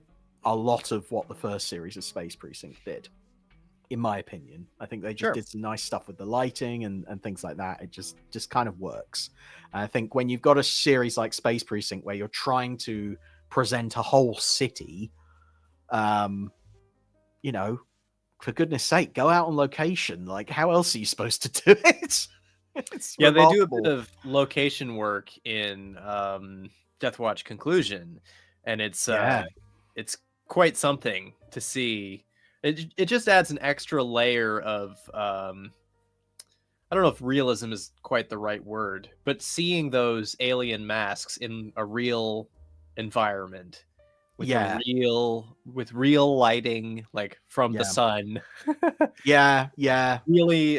Really sort of like adds a layer of I keep wanting to say realism, but it's not exactly realism. It sort of helps it helps bring it all together. I think with what the scripts are trying, what the direction of the scripts were clearly trying to do was like, you know, we want to do a real police drama that happens to be set in space. It's like, Sure. I don't necessarily agree with that premise. Generally, I think some of Space Precinct's strongest episodes are the ones that lean more into the space aspect than anything else. But if that's what you're going to do, then yeah, you might as well shoot on location rather than, you know, what was clearly a problem throughout all of Space Precinct was there just wasn't enough money or enough time or enough talent, possibly, who knows, to make the sets look as good as they needed to look. They look cardboardy, they look very fake. The street scenes feel like they're inside a studio, and you just I think I very cruelly said in one of my reviews it was like watching a really high-end high school production at times. Which it maybe was a bit harsh, but there were certainly times where it just felt like I'm not seeing £20 million worth of set definitely on the screen. No, and there's I think definitely shooting on location would have solved so many of those problems because they would have had more money set aside to do the stuff in studio that needed to be done in studio. So that's an interesting. That's my take on that side of it. I mean, I think the premise, the sort of central premise of it, of being like Hill Street Blues in space, I'm not sure that they ever quite figured out what that looked like. And there's a few episodes, those S tier and some of the A tier episodes come close to giving us what that would have looked like, but I'm not sure that they fully executed that idea as well as it could be done. Maybe that's down to time, maybe that's down to writing, like finding the right writer who could really handle both of those genres with equal adeptitude. Exactly. But a second year would have been nice just to see if they could have really nailed that. I mean, my ideal scenario for a second series would have been that they would have found the right writers, you know, the people who offered the strongest contributions from the first series would have stuck around, and then those who maybe were not so well equipped to handle the show would have not come back. I don't know exactly who that would have been, but there are definitely some people there. Steve Brown, I think, who did The Fire Within and Hate Street. I think he definitely nailed the concept. Arthur Sellers, who did Divided We Stand, Smelter Skelter, and Death Watch Conclusion, maybe not the most polished writer, but you could definitely get a sense that he understood the characters. I think he had a good handle on the challenges of writing Space Precinct. I think it just needs a bit more polish. Various people like that. It's like you might have found some good people in there, but ultimately, if Space Precinct, I think maybe might have become. I think it's fair to say Space Precinct would have become a more British production had it continued. So maybe the American writers all would have gone, and you Yeah. actually would have had to. And the thing is, said at the top, like some of the British writers you had in there, Paul Mayhew Archer and James Hendry, I don't think they would have been the right fit either. So you You'd ultimately have to, would have had to find probably a whole new team of writers. possibly. And maybe you would have gotten people, I don't know, maybe some of those people who came in to do Doctor Who in 2005, maybe they could have cut their teeth on Space Precinct. Maybe people Isn't that like something to imagine? Stephen Well, Moffat, certainly Russell T Davies, maybe. a lot of those people who worked on the special effects for the 2005 Doctor Who cut their teeth on Space Precinct. So, Yeah. Prosthetics and all of that. Yeah, Neil Gorton. Yeah, exactly. People like that. Yeah. So I wonder whether that's what it could have turned into. So that's interesting to consider. Yeah.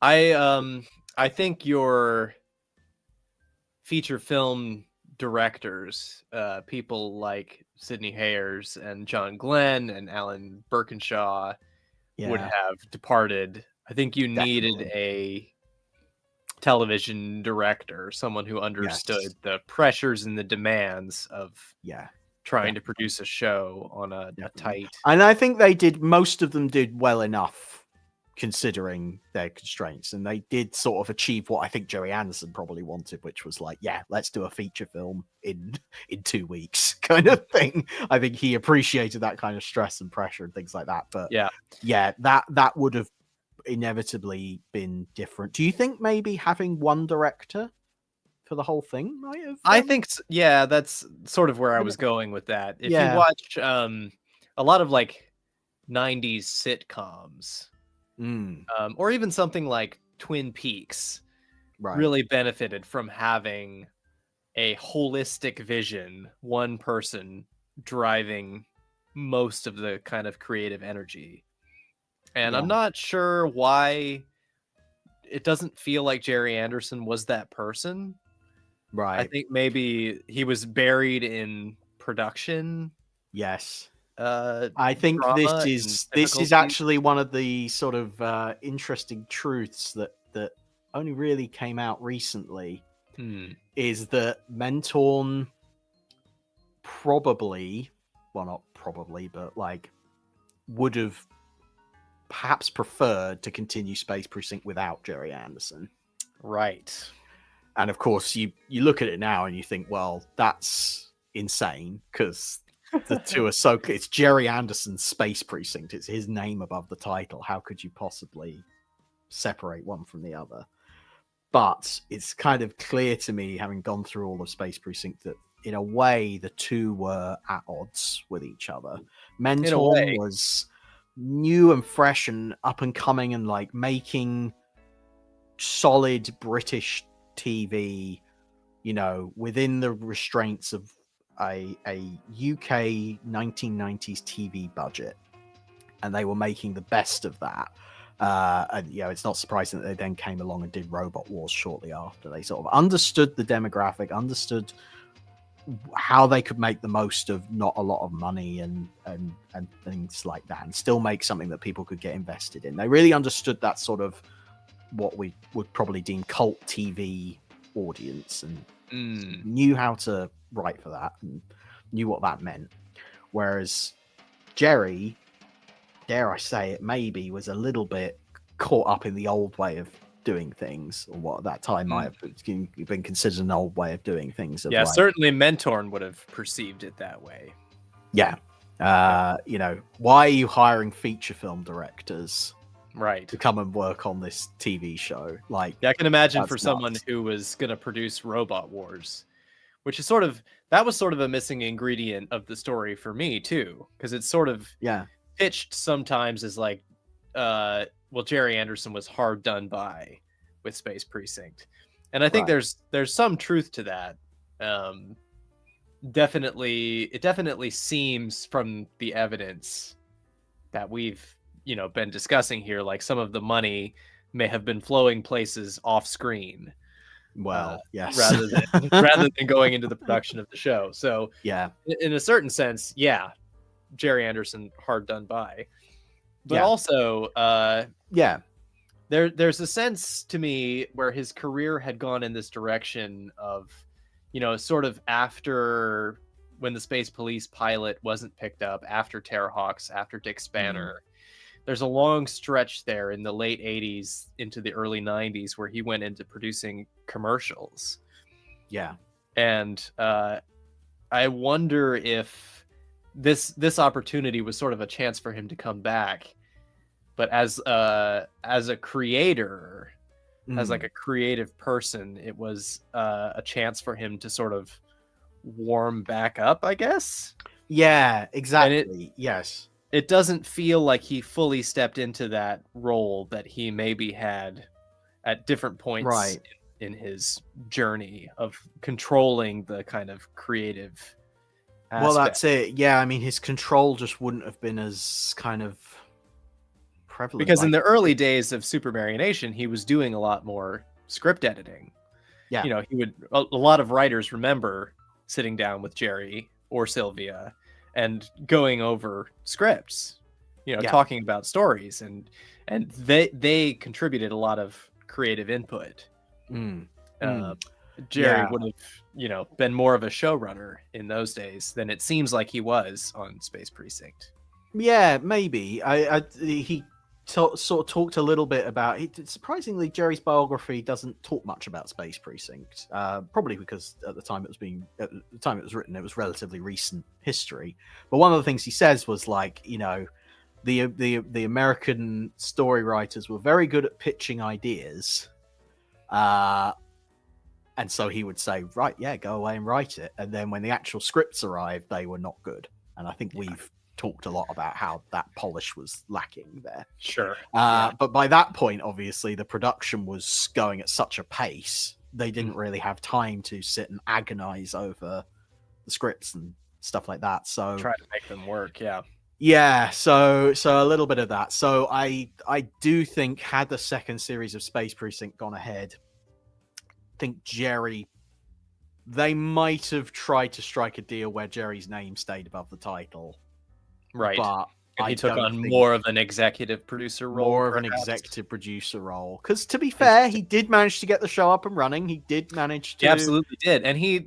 cast everyone and all that sort of thing. And even if he wasn't as big an influence in the writer's room as perhaps I would have liked, he still was there and it was a present force and directed a lot stuff. Second unit type of stuff. Yeah. He stepped in when he needed to, when things were like on double duty. I think he stepped in to direct some stuff, and there's some second unit stuff on, I think, Takeover that he was there for as well. Yeah. But yeah, he definitely he still there. in Definitely a capable filmmaker. Yeah, definitely. Now, I think one of the other, probably the most noticeable change that I think would have happened, obviously we don't have any evidence for this, but for Space Precinct Season 2, I think it's fair to say a lot of the cast would not have come back. And some of these we absolutely know for sure, like Lou Hirsch as Officer Romek. Love him, but he absolutely hated working on Space Precinct. He was literally was trying to get himself fired while the show was being made, and he was very honest about that. He very upfront about it, and he was trapped in his contract and just stuck with it, but did not have a good time. So Lou Hirsch definitely would have been out. Richard James said he definitely would have liked to have stayed around as Orin. Whether that would have happened or not, we don't know. Jerome Willis does come back as Podley in the test footage, so maybe he would have stuck around.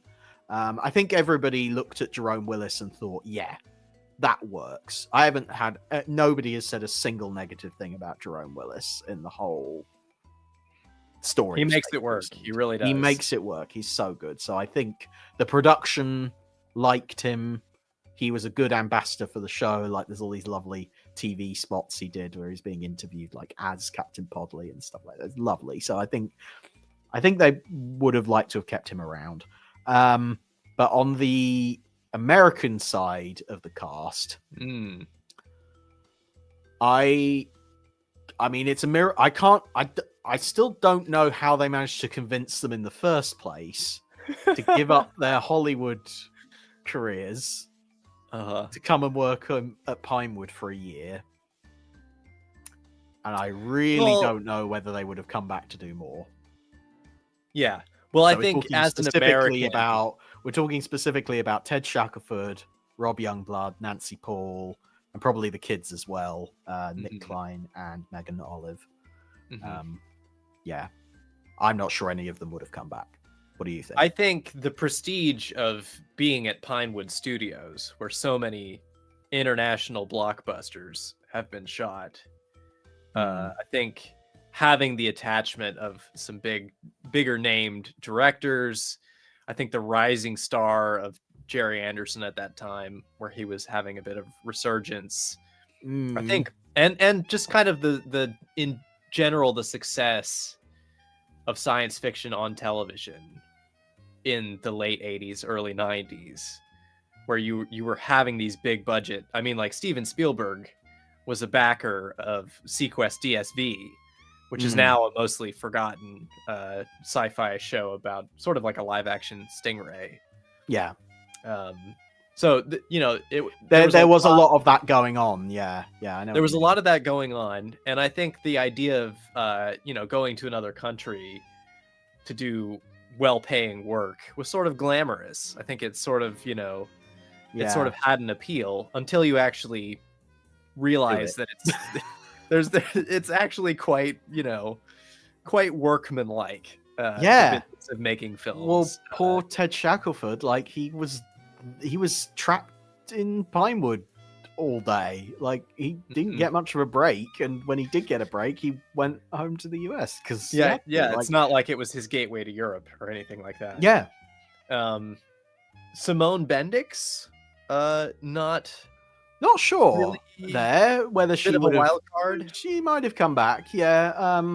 But again, I don't think you could have had her back without, particularly with the way that Death Watch Conclusion ends. I don't think you could have had her back without Rob Youngblood, and I think Rob Youngblood, he's really like, I don't understand why he left to Hollywood to do Space Precinct, because he was just, I feel like before he did Space Precinct, he did a TV movie where he played Elvis. It's like a really that's quite an iconic character to play. Particularly in the 90s, I think there was a bit of Elvis mania kind of going on at that. I mean, when is there not Elvis mania going on? But like, I don't know. Anyway, there's a bit of a resurgence. He could have kept going to auditions in Hollywood. I think with his looks and charm and personality and something, he could have gotten somewhere. Maybe not to like, major Hollywood star kind of, but he could have been a jobbing actor who kind of kept doing stuff. So for him to leave all of that for a year, kind of put that career on hold to go and make Space Precinct, I just don't see how he. We're looking at it. I just don't get it. We're just looking at it with the benefit of hindsight. Oh, I mean, of course, at the time, the arguments would have been, yes, you're going to be in a major sci-fi series being made by one of the most renowned producers in the United Kingdom. You're at Pinewood Studios. We've lots got of money. John Glenn directing it. Like, they probably were offered a decent amount of money to do it. Yeah. Well, and would have been told, they would have known surely that it was a big budget show. Yeah. Very expensive. They would have known. And then, but then, of course, as we've discussed, the money almost certainly wouldn't have been the same for the second series. Sure. And the actors, therefore, would have had to take a pay cut. And, they wouldn't have taken a pay cut. They just would have not done it. So I don't think there would have been a way around it. I think most of the main cast of the show would have left. And arguably, would you say that Space Precinct would be the same show if they had focused on a different precinct, for example? I think you might have had, a Space Precinct SVU or a Space Precinct, like you could have had that sort of a thing where it's like it's part of the same universe, but not quite the same. Yeah. Maybe like Brogan could have come back for like a cameo in like the first episode or something like that. And Yeah, maybe. I don't know. And like the There's cast been members so that stuck many around things. may have transferred to this other, like, Space Precinct takes place in Precinct 88. Maybe we move to Space Precinct 89. And the 89th Precinct, it's like a whole Yeah. different bunch of characters. Well, like, what would but have maybe like happened? all transferred or something like that. There's so many possibilities like that. And one thing we haven't discussed yet is what if they had taken it? What if instead of taking Muhammad to the mountain, they took the mountain to Muhammad and produced Space Precinct in America somewhere? I mean, that would have been a different kettle of fish. That would have been totally different. Yeah. The mind. Wow, I hadn't even considered that. That would be nuts. I don't know if that would ever happen.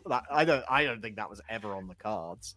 No, of course not. But as far as like what we know about a second series of Space Precinct is, according to Richard James' book, he says that there were plans to book out not just the 2 stages that they already had at Pinewood, but a total of 3 stages at Pinewood to do the next series. That's what he heard. And that would have started 3 months after Series 1 wrapped, which, I mean, not enough time to completely restructure a show, which is what would have been needed.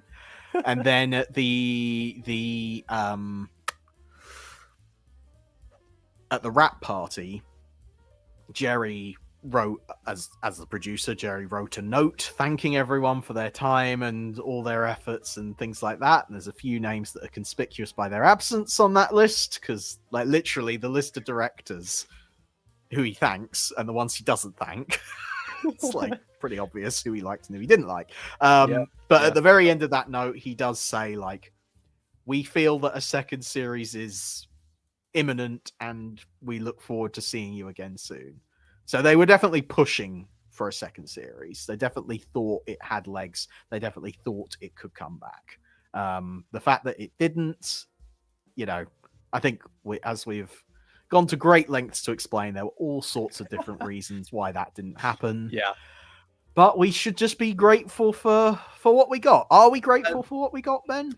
I'm extremely grateful for Space Precinct. I still, after talking about it with you for hours, have a soft spot in my heart for Space Precinct. After reading all your reviews, nothing has happened to change my affection for this show. I love its craziness, its off the wall sense of humor. It's like the takes on the R-rated movie, but like done for a family audience. I absolutely love that clash of tones.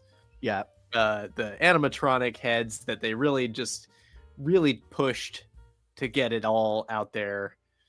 What about you, Jack? And how do you feel about, like, we haven't talked at all about the Space Precinct expanded universe. There's a whole series of novels that came out at the time. There's comics, a graphic novel by Connor Flanagan and Chris Thompson. Yeah. Richard James works, a collection of short stories, adaptations of scripts, original works. Yeah. Goodness me, there's so much. There's so much. I mean, this is why talking about second series is so full of, because it is a show that has so much potential, and the TV series just gives you just enough to get you cooked. And I do feel that way. I there are certain episodes, as I think we've established, that I will not be revisiting again for a very, very long time. But what is good about Space Precinct is really good. I was honestly astonished, like when it came to 2 Against the Rock. I was like amazed that nobody talked about this more. Like, this is amazing. This is like one of the best Gerry Anderson productions that we've ever had, I think. It's so solid. So yeah, my feelings towards Space Precinct now are one of overall fondness, and I'm very, very, very happy to have gone through finally and sat down and watched all of it and appreciated all the highs and lows, and just a wonderful thing. So I encourage you, if you haven't seen Space Precinct before, please go and treat yourself to one of those. Go and look at one of those top tier episodes. You can mess around in the D tier stuff later if you want, but go and look at those top tier episodes. Absolutely. Because they really do stand out. Yeah, wonderful stuff. I think I have said everything I could possibly say about Space Precinct now. You've said your piece. You're going to go meditate in a locked room for a while now to rethink your life. Something like that. Oh, to my reconsider goodness. everything. Well, oh my goodness, we have come to the end. Thank you, everyone, for tuning in and sticking with us. If you stuck with us for this long, thank you. I hope that this was the Space Precinct extravaganza that we promised. So thank you all very much for listening to the Security Hazard Show. We broadcast this show live on Wednesdays at 6 p.m. UK time. Subscribe at youtube.com/JackNoel. And you can watch the show live in real time, and you can also catch other sort of Gerry Anderson related videos on my channel as well. But also the Security Hazard Show is available as an audio podcast over on places like Spotify, Apple Podcasts. Please rate and review us over there. It really helps out this plucky little podcast. And I don't think anyone else is going to be doing a over 3.5 hour long extravaganza on Space Precinct. So it's really something special, really something unique. If you enjoyed this episode, then you are our target audience, and please support us on Patreon. Patreon.com/securityhazard. That is a place where you can get more of this kinds of ridiculous content. And you can find things like me reviewing Thunderbirds Are Go. I'm currently on the episode Crosscut, which is a really interesting episode. I had some live reactions watching that, uncensored, unfiltered, and all yours. For, I have to say, a fair price. So if you can afford to be part of our family there on Patreon, please do so. Yep, absolutely. And what about everything else? Everything else, if you now have listened to us waffle on for so long about Space Precinct and think, I want to read a bit more about this Space Precinct thing, you can head over to securityhazard.net, which is where all of my Space Precinct reviews live, as well as reviews for Thunderbirds, Stingray, The Secret Service, The Investigator, The Day After Tomorrow, a few Captain Scarlet episodes, and soon to be Space Police as well. So I've reviewed all of those things in detail at full length. A massive catalog on the Security Hazard blog. So please do head over there, securityhazard.net, and there you can also find all my social media links as well. Ben, where can people go to find more of you? Well, I am where am I on the internet? benwolf.page is all my links. You can find my Starfleet blog there. I'm closing in on the end of that series, which is very exciting. I've been reviewing that for a long time. And you can find me on YouTube. I've found a Japanese documentary about Starfleet, which I am upscaling and creating subtitles for. This is an exclusive announcement. Love it. No one else knows. Amazing. Found this yet. So it's going to go up on my YouTube channel, youtube.com/@cinemarionette. That's cinema and marionette put together in a little portmanteau. And everything else you can find on benwolf.page. Lovely stuff. Well, there we go. I think we're there. We've done it. You did it, Jack. You closed the book. Closed the whole book on Space Precinct. Go have some peanut butter. That's a deep cut reference there.